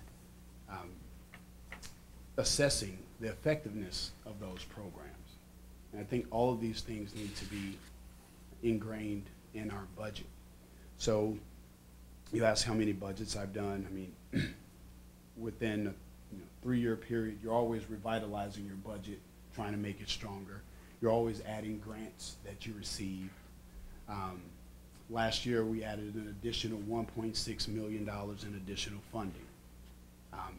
That was from federal programs as well as state-type programs. So I would say quite a bit in developing the budgets is concerned. How would it compare to the budget here? I would say my school would be just a small percentage of what Romulus has to offer. You're currently 3,000 students, I believe. And so your budget is much more heftier than mine. But you still have to have measures in place to make sure the funding is spent properly. There's still certain codes that you have to follow to make sure those things are in line with the requirements of the programs. I just think in the big picture, your budget has to have a philosophy included in it to make it necessary for it to decide, implement, or cut programs based off of your needs.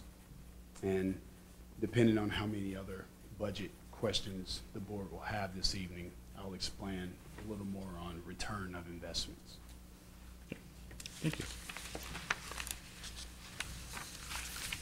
Can you share with us your experience with deficit elimination plans? Again, going back to your return on investments, for the last 16 years, Casablanca Community School, we carried a $1.4 million deficit in maintenance and operations. And when you came, it's on the books, it's bright red. And so when you look at those things, it's hard for you to move forward with student achievement if you have, if your funds are in disarray. And so what I mean about these philosophies that you have to put in place, for instance, if you have let's say a cooking program, what's the intent of the cooking program, right? So the district has to come up with a philosophy that says we expect to get this type of student by taking this class. So if you have a cooking program and you only have 3,000 students, but you only have 20 students that are in the program, is this program worth continuing to pay for? And so we created parameters to say, no, we don't have 85% improvement rates on anything. Making a ham sandwich didn't increase our test scores whatsoever. And so for us, that a program would be nixed. And so therefore, when you talk about coming up with deficit plans, we created a model that eliminates we created a model that forces us to look at our programs every year. So every year our programs are on the chopping block because we want to make sure we're getting our return on investments. So if we expect 85% achievement in a specific class or program and we didn't get that, now it's time to think outside of that program. How do we tailor that program to make it better for us? Or how do we eliminate that program? But as far as the the $1.4 million deficit. We created a plan, my first year in term, we created a plan and we decreased that budget by 60%. By the next audit, we were able to make sure, we were able to get back in the black and get rid of that deficit. Now, there were some things we had to cut out, but those are some things that came to the table collectively, and again, how to evaluate those. You take the feeling out of it, and the emotions, when you set up a philosophy that states if they do not meet this requirement, then we need to modify them, get rid of them, or implement new programs. And so that's what we're able to do.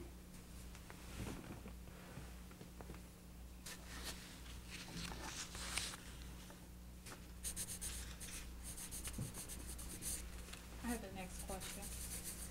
Please give us an example of when you were especially innovative with business partnerships or grants. Well, I always introduce myself as Eric James. Let me share with you some wonderful things that we're doing in our district and how you can support that. I've gotten several grants through that model because people really want to know what makes your district so special. And again, if you can articulate those things, it's basically your elevator pitch. And from my from my perspective, I don't think that the superintendent should be the only one speaking for the district. I think everyone needs to find an elevator pitch because you never know who you're going to meet. As far as innovation, my school led the state of Arizona in technology. We had everything from active tables to active boards and iPads for every student, K-4, as well as our adult programs. Other innovations is since the tribe had to give a 15% back to the state of Arizona because of gaming, we were able to apply for that particular grant, and it's never been done before from our reservation. And so we were the first school to do so, and we awarded $356,000 for 3 immaculate playgrounds that we put on our campus to help fight obesity in our students. So they were power type of playground equipment where kids had to move and do a bunch of things. Along with that, our philosophy with that is we want to cut obesity rates in our students by 50%. We did that. And so, we wanted to make sure, is this the right playground equipment for us? The same things with the iPads. Are they really going to create the efficiency that we need? And when you're dealing with Dibbles Next, it did. So our teachers were able to follow along, score the students in a very systematic fashion, and we got our data immediately. And so all of those things met within our philosophy. You have the next one. How has your leadership improved the success of students in your present district? Well, I think students' achievement has to be the focus. And when student achievement is the focus, you get everyone involved. And so for me, before coming to Casablanca Community School, the decisions came out of the front office. And so I'm a very symbolic person. So what I did was I moved my office. Actually, I gave that office away and I took a smaller office down the hall. But I didn't want to be associated with that particular office because it was ran in a tyrannical form. It was a me type of place. And so I felt that if I sat in that office, when people roll through or they need to talk to me, that's what they would see. And so reorganize so that I'm far away from that office. But my leadership basically got everyone involved. I'm a very collaborative person. I'm a diehard New England Patriot fan, so I hope you don't hold that against me. But I love the fact that Bill Belichick has no superstars. It's the next person up. And so when that person steps up into a role, whatever that is, to help our students, then that person is expected to have the same high expectations as a first-year teacher or someone that's been in the district for 30 years. The expectations does not waver. And so we also came up with non-negotiable goals. These are things that we have to do. And so when you have that collaborative goal setting process, you come up with those non-negotiable goals. I help the board align these philosophies along with the non-negotiables, because now we're starting to all get on the same page. And so leadership for me is, I believe in the people that are around me. I believe they're just as educated as I am. And I believe when you get a bunch of educated people in the room, you come up with some powerful results. And it's those people around me and creating an atmosphere that says, Mr. James values my opinions, my thoughts, my professionalism, who I am as a person, to contribute to the success of these students. So I can never take credit for the success of my students, because it was a team. It was a team thing.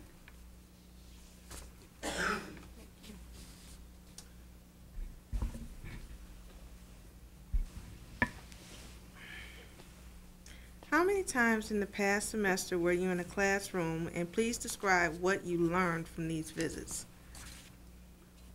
I'm always in the classroom. I think it's the best way to get to know 460 kids, because if you're not, you never get to know them. Teachers know their names. Teachers know their personal situations and all these things. So for me, when I'm in the classroom, I learn a bunch of things. I learn the kids' names. I learn needs of the teachers. I learn if our curriculum is working or not working. I learn if those non-negotiables are being, if the accountability piece of our principals, or if they're making sure these non-negotiables are being formed to. I get to see high expectations or low expectations. And I get to see, parents volunteering. I get to see things that I may need to work on. And the classroom tells you a lot about not only your leadership, but the good you're doing, the things that you need to improve upon, and where you need to go.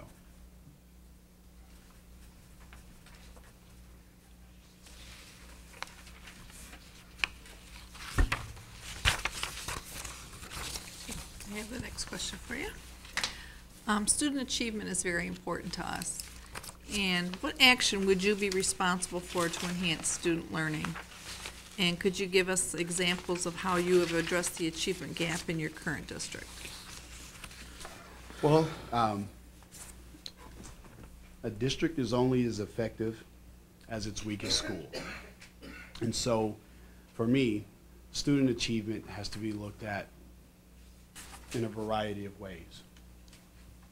From test scores, and one of the things that captured me when I went to my previous district was the fact that at the time we had 220 students.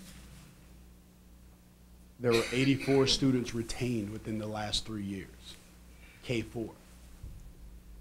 That's very alarming.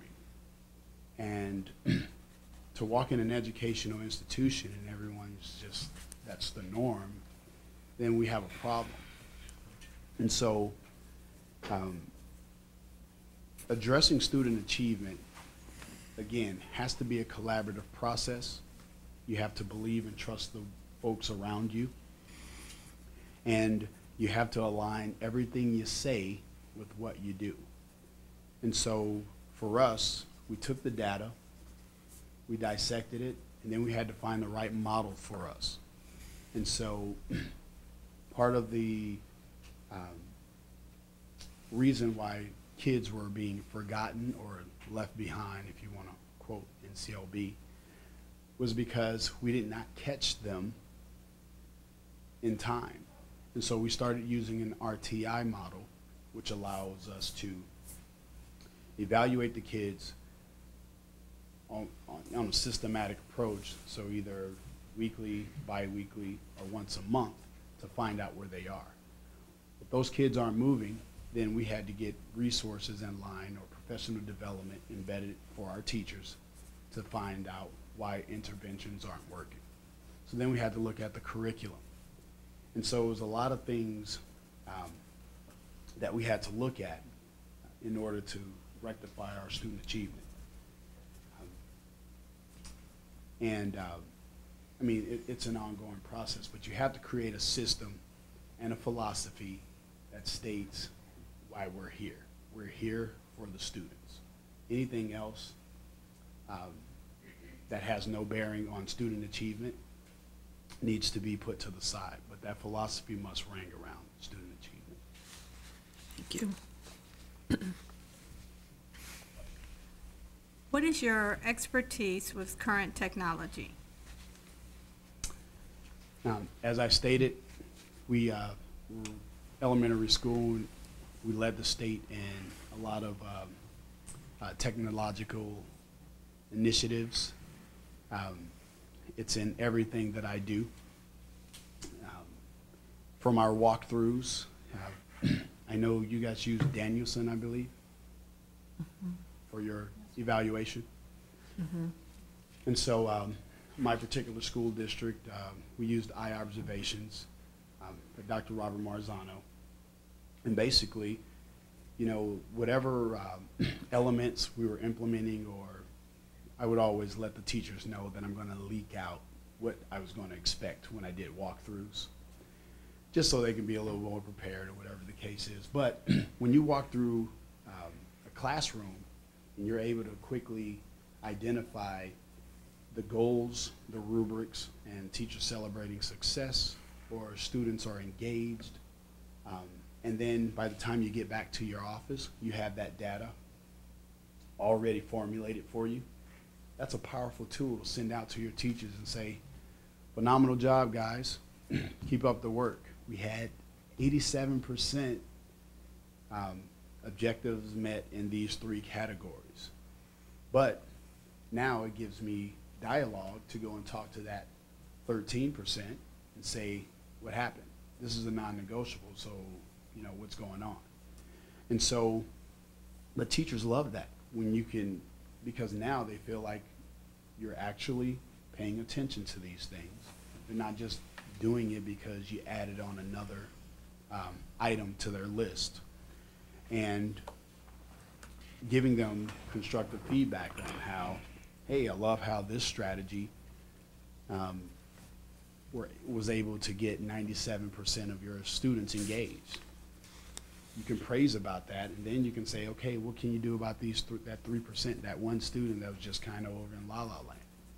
You know, so finding ways to utilize technology.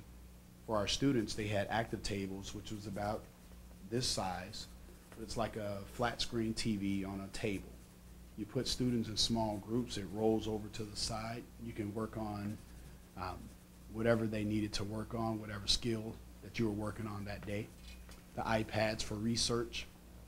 We even started a debate class for our 3rd and 4th graders so that they could start validating their statements and proving them, and then supporting things that they were trying to persuade you about. So we did a lot of things wrapped around technology. I think it's an integral part of student achievement. Thank you. You get a drink of water before you start again? Sure, why not? Go ahead, if you need to. I'm in the process of catching a cold or something, so. This is Michigan. You catch a lot of things out here. I don't know what that means. We get summer and winter. We've had our winters like 6 months long, so. Okay. All right. Please share with us your experience in working with all special needs students, and have you developed alternative methods to deliver service to meet their needs? Well, I started my profession in high school, special education, ED classroom, and teaching reading. When you're looking in the student engagement or a student achievement, that student achievement or process or philosophy that we all come up with is not just segregated to some. It's for all of our students. It's student achievement. Now, I had the honor of working in ELL classrooms, English language learners, and during that time, I had 23 kids. 21 of my students passed the state test that's mandated by Arizona for them to exit the program. That's Azella. And so what helped me in preparing these students to exit these programs or to achieve or feel empowered is because at the time the principal was able to embed the professional development within my job. And I had to do other things, you know, keeping my ear to the ground as far as getting additional courses that I needed to take and things of that nature. So I wouldn't, as a teacher, I would never rely on the district to create a passion for something that I love to do. I mean, that's my job as an educator. But creating things, I don't know if you ever heard beyond textbooks, but it's basically you don't utilize textbooks. Everything, it's unwrapped. All the standards are unwrapped, closely aligned to college and career readiness standards. It also has the levels of Bloom's, Marzano, Webb, whoever you use. And creating, when we take assessments for those students or integrate assessments for those students who do not meet the standard, then we would have reteach segments for those students. That way the student is able to move on in their regular classes, but they may miss an elective during the week, or they may miss one elective daily in order to relearn and catch them up on the standard that they were approaching on. And so I think ELL, special education, those are all individual plans for those students. Teachers have to know their students. Teachers need to be allowed the autonomy to get to know those students and reflect what they know of those students and put those into some type of program or process so those students can develop and achieve and continue to move forward as the other students. Thank you. Can you share with us any methods of accountability and motivation you have initiated successfully to ensure the delivery of a quality instructional program? Again, bringing people together. I think that's the biggest piece. I'm a very active listener. Before I even give my 2 cents, which I literally call it my 2 cents, I like to listen, get all perspectives together, see what's working well for us. As I stated before, walkthroughs with utilizing iPads to make sure we get our information as quick as possible. And follow up when I go and talk to teachers. Teachers love the fact that After I stay in their classroom for whether it's 5 minutes or 45 minutes, I follow up with them at the end of the day, or most of the time sooner.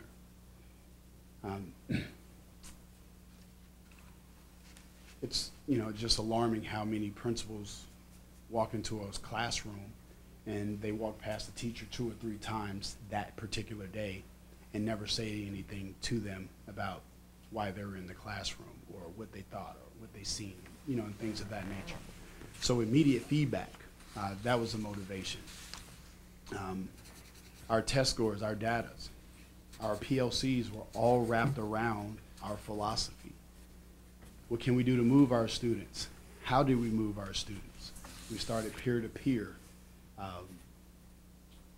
evaluations. We even started videoing our teachers, and then we send it out on, we created a portal. So if a teacher needed to find, let's say, a strategy on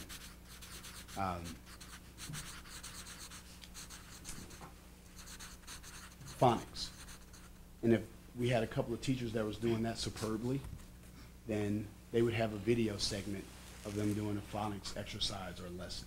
Teachers loved that. It was a great resource that they could look up and say, oh, that's how she does it.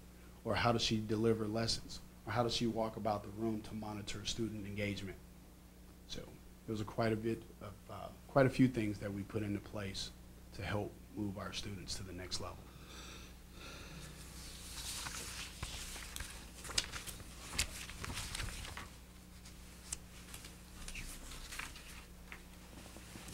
I have the next question. Describe your past relations with administrators, teachers, support staff, and their unions. As I stated, I love the collaboration. I feel that I'm a partner in this process, regardless of what title I hold. And my belief in working with principals or people under me is, if I'm not grooming you for my job, I'm not doing a very good job. And so I definitely firmly believe in the next man up. I feel that I should always be working myself out of a job. And I believe that to be the same as it filters down leadership. Principals also need to recognize the skills within their teachers and to bring them up as well. But my relationships have always been professional. I'm a very laid back. I love to laugh, especially if you're going to spend 10, 12, sometimes 15 hours on a job. I'm the last person that's going to be grumpy. So I like to eat, I like to cook, and I like to have good conversation on how we're going to make things better.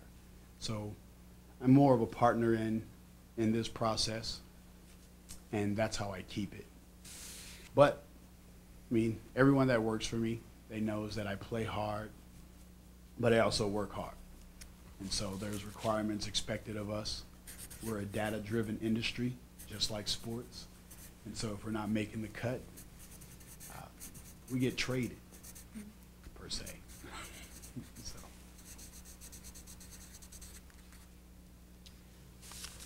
Okay. All right, this is a two-part question again. Okay, the first part is, how often and by what means will you communicate with the board?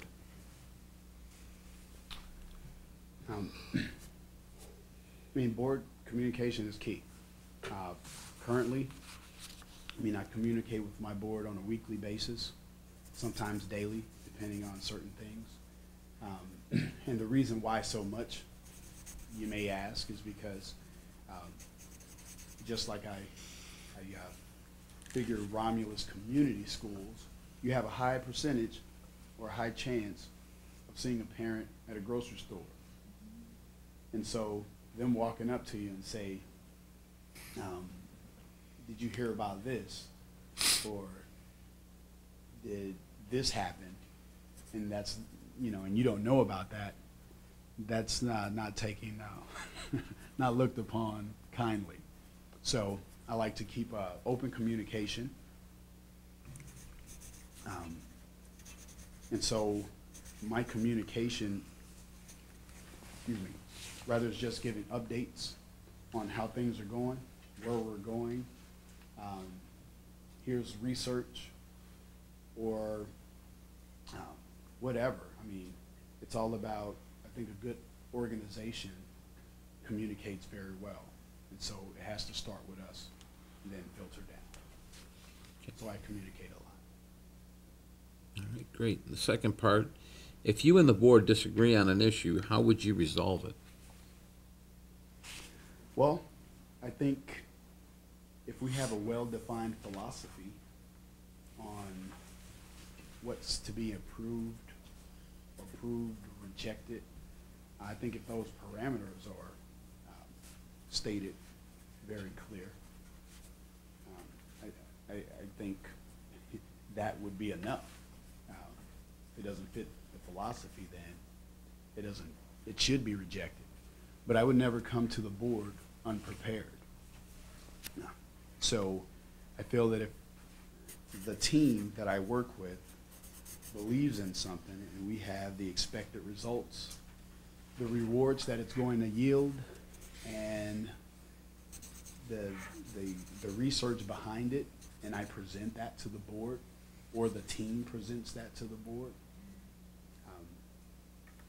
and if the board is not in favor of it, then maybe there are some clarifications or some pieces that the board isn't getting. But to at least have that opportunity to share additional information with the board, I would ask that. If it's dropped, then we move on and we find alternative ways to get our job done. Okay, thank you.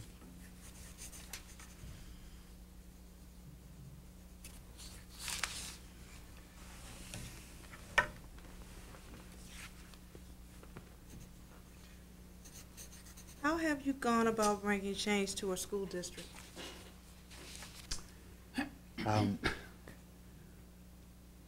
Once a new superintendent walks onto the campus or comes into the district, and that's change in itself.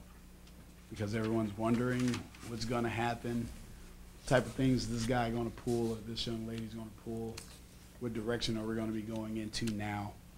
I would say the change that I do bring first, as Stephen Covey said, leaders first look to understand and then understood.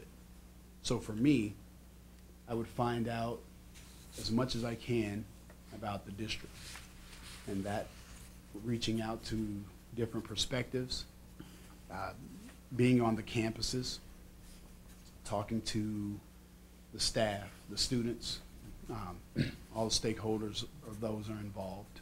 And then again, putting together a quality team, defining our philosophy and how we're going to move forward together. As I stated before, this process as a superintendent, to me, the title simply means partnership. And that's what I would bring to the table. So getting a good group together, defining our philosophy, and how we're going to move everyone forward. That change would be based off of the things that Romulus is already doing, the things that needs to be improved upon, and then the things that's kind of up in the air. So we need to find the data to support those things, and we need to find what type of impact or multiple types of impact are those decisions are going to make. So military, when we did certain scenarios, there could be 5 to 6 different impacts during that one scenario. So we would have to find out what impacts would happen with the type of change that we would bring or recommending to the board. Okay, I have your next question. How do you communicate with staff and community, and what do you do to draw in non-school community members? Communicating with staff and community, I believe I am the district's cheerleader.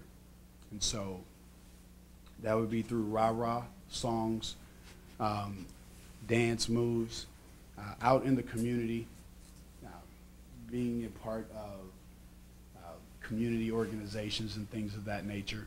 Because those that aren't involved with the school, if you're involved in something that they're passionate about, then they start to share your passion.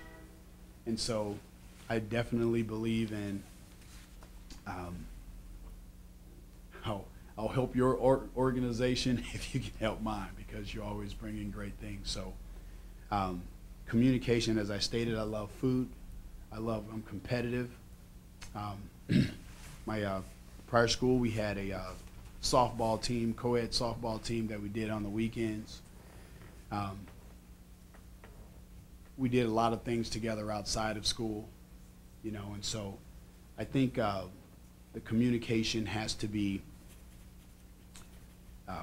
trusting, kind, respectful, and always communicating the philosophy and our beliefs. Okay, thank you.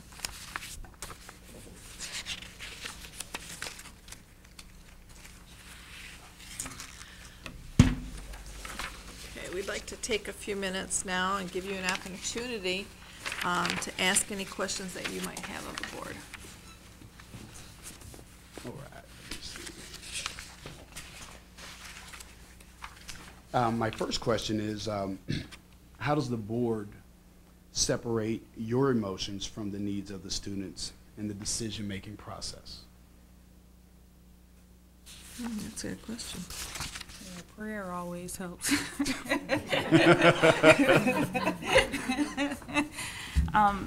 You know, and for me, I could go prayer definitely. But I think the bottom line is I had to set what my priority was, what my foundation was for my decision making, and funnel everything else through that. And for me, it was what best benefits the kids, and then funnel all the decisions through that, because you do run into situations where you have to be concerned of how it impacts the staff, how it impacts the community, how it impacts the function of the school day. So there are so many different things that could take place with just one decision. And so just making sure that first and foremost that we have kids first when we make that decision, and then everything else kind of falls into place. I agree. And another question, from the board's perspective, what do you see as the top 5 challenges entering your school district for the new superintendent? I would say budget deficit, budget deficit, budget deficit. Well, that obviously is probably one of the #1 things, because everything right now seems to be centered around that particular item, because we have to be sustainable to be able to continue, because if we don't get out of it, then we won't have to worry about what our priorities are. But of course, our student achievement is always a priority of ours. We have board goals. We know our vision is high expectations, high achievement, everyone, every day. So those things are always in our forefront, and of course our children. I mean, that's where we need to keep our focus, and I think that's one of the things that we need to, as a superintendent and the board, get on board to make sure that our students, our kids, are our first priority, and not lose that focus. And then, as Ms. Funderburg was saying, that everything funnels through that. And I think also being able to harness the involvement of our stakeholders is definitely something that's important to us as well. Oftentimes it seems like we kind of miss the mark, but I think our intentions have always been there to have that piece be very integral in it. And it's just being able to best harness how we can do that. How can we make that happen? How can we make sure that every time we have something that's vitally important on the table, of being able to have all stakeholders represented in that decision process? Right.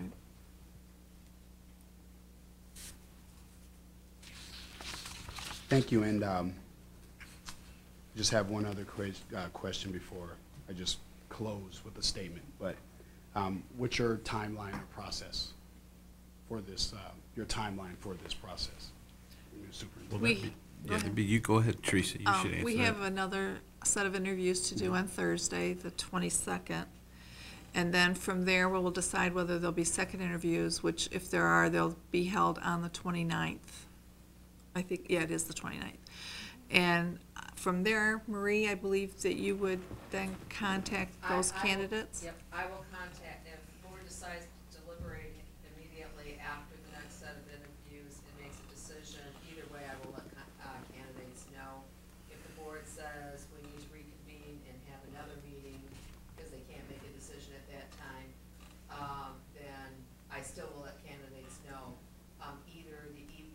My plan is to let candidates know either the evening of the 22nd or early the 23rd, basically a status update. Okay. And we have a few more questions Okay. before your closing statement. No problem. There are actually 2 sheets here, but each one has 2 questions. Okay. Okay, the first question we have is, how do you handle situations where structure is not in place and constituents are resistant to improvement? Well, spent 8 years in a structured environment, which is the U.S. Army. And I must say, when I came over to education, I was quite appalled by the attitudes and things of that nature. And what I mean by that is, if you would say, you know, a sergeant would say, take this 300-pound box or whatever, and then you're going to run it a mile and make sure you're back here in 10 minutes. There was no doubt in my mind that I couldn't do that. It probably took me 3 hours to do that. I had to put it down every 3 steps. But the fact of the matter is, I believed that I could do it and get back in 10 minutes. And so, as far as structure is concerned,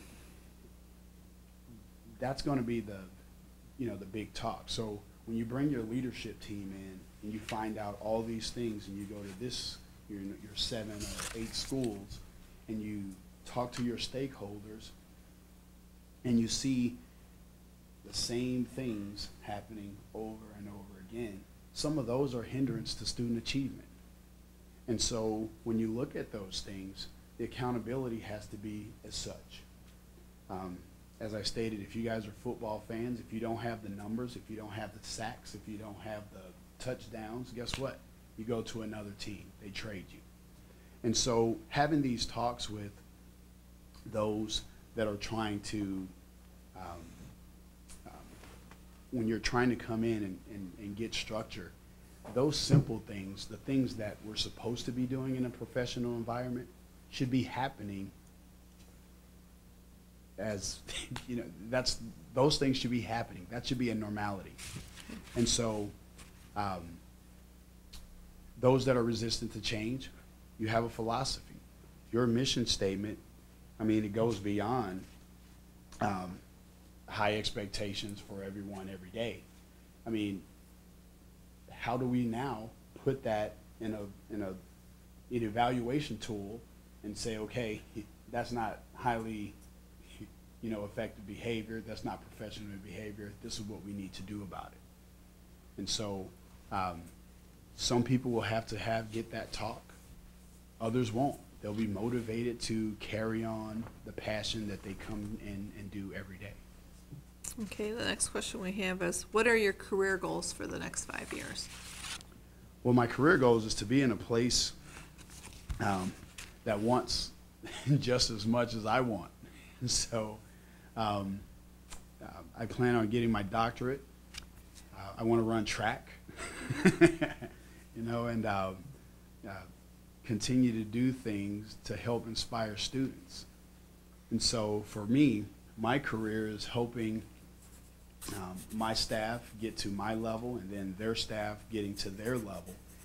And so when you have this opportunity, and when Romulus comes about and I retire, we already know who the next person is going to be, because that's how leadership works, you know. And so you always build from within before going out.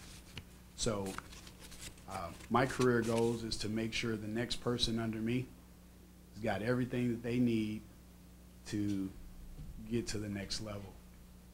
Okay. The next question we have are, what are best practices for keeping parents informed and addressing their concerns? Man, that was a huge struggle on the Native American reservation, as you can probably imagine. A lot of our students, they're spending 2 hours on a bus each way. So it's 4 hours a day on a bus. So we're expecting our parents to come in. But one of the things we did is, again, that philosophy, what's our expected return going to be if we invest in this particular thing, which was 2 15-passenger buses. Those 2 15-passenger buses help improve parent communications. And I'm not saying those are the things you guys have to do, but that was something that they didn't normally think of, and so we had to change with the time. But that helped increase our parent involvement on parent-teacher nights by like 35%, you know. And so because our parents would schedule these times with us and we would go out. But one of the biggest things I did was hire a communications expert. When people, you're not from the community, and I would say in any community probably, but when you're not from the community, we're not sure of your intentions. And so you're not sure if you're with us or for us. So when we have this communication experts, they get communications at all levels. And so those things go in to help us facilitate our decisions. That's information needed by the board. And we kind of know their needs now. And so we have a great base to base any further decisions on with these things in mind. So although they're not here, we have their voice sitting amongst us in every decision that we make. Okay. And then the last question we have is, how would your employees, board members, and community describe your leadership communication style? Well, those that know me would say I'm innovative. I'm very caring too, because I had to learn this too. It just didn't come overnight. But when you send out a memo, don't send it out on first impulse. So now I send it through a team that says, you need to take this word out. It's too masculine, or this one's too forceful, or whatever the case is. I also started using technology for more than just my movies and presentations. I keep birthdays and evaluations and things of that nature there. And so it allows me to submit cards and acts of kindness. Hey, I'm thinking about you. And so I think the schools have such tight niches, and most superintendents, my first school district, I was in the district for 4 years, never met the superintendent once. But it's funny, I can go to a business and meet the CEO within a few hours. And so I always think, are they that busy they can't even come and talk to their teachers? And so I just think they would definitely just say I'm funny. I believe in my people, and I take responsibility for anything that goes wrong and give them the credit for all the things that are right for us. So I believe I'm an enjoyable person to work with. Okay. Is there anything else that you'd like to add? Well, I just wanted to say, a lot of these questions are all about the job. We go to college and university, and they talk about these things, but I'll tell you this, nothing could ever prepare me for my 3 years on the Gila River Indian Reservation. They don't teach that stuff in college. And so that's why I believe collectively, buy-in is important, communication is also important. I don't feel these questions you were able to get to know me, but I believe that leadership is a bunch of complex tasks, but in the process, you have to be caring, you have to have the energy to follow through with these things, and you have to be open to other perspectives other than your own. And so that's what I would like to leave behind to Romulus tonight. Okay, thank you. Thank you. We appreciate your interest in our superintendent position. And the board is, like I said, interviewing a number of candidates. And we'll contact you, or Marie will be contacting you if you're considered as a finalist. And we thank you for coming tonight. Thank you very much, appreciate it. Thank you. May I just as a reminder to the board members, please remember to bring back your sheets with you that from tonight with you. And if you can make sure that the sheets that MASB provided have your scores on it, so that when we all are looking at basically the same document when we start that discussion. I just have one question of clarification on the scores. It says total score. Is that after each section you're totaling up that particular section? We'll decide that on Thursday.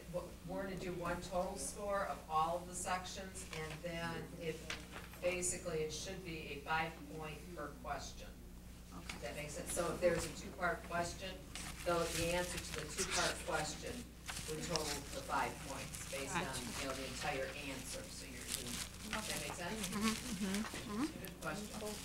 Yeah, because I'm looking a little confusing, just wanted to check. Now you gotta make sure. Yes, sir. All right. Thanks for your service.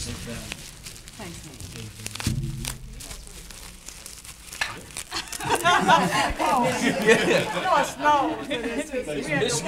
We had the worst winter ever. See, Michigan, we don't get sun here. Like, what in the world? Let's shut your list down. Yeah, we're gonna turn them off so the batteries won't run down. Turn this off. See at the top, right here? Right here. That went dark again. Right here.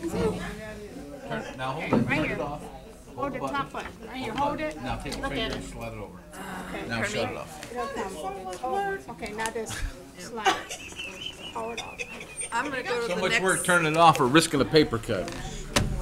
I'm sorry, Tamika. Teresa. That's okay. I just said, Well, thank you for helping me use my machine. you pay all that money for these items. All right, we have I know, you should be able to tell a the couple case. more items on our agenda. Okay. Oh, we do? We have, are there any communications and expressions from the public? No. None from the Okay, board. then I need a motion for adjournment. Madam Chair, make a motion, we adjourn for the evening. Support. Motion made by Mr. Kudrick, supported by Ms. Funderburg. All in favor? Aye. Aye. Opposed? Motion carries 6-0. Meeting is adjourned at 9:45.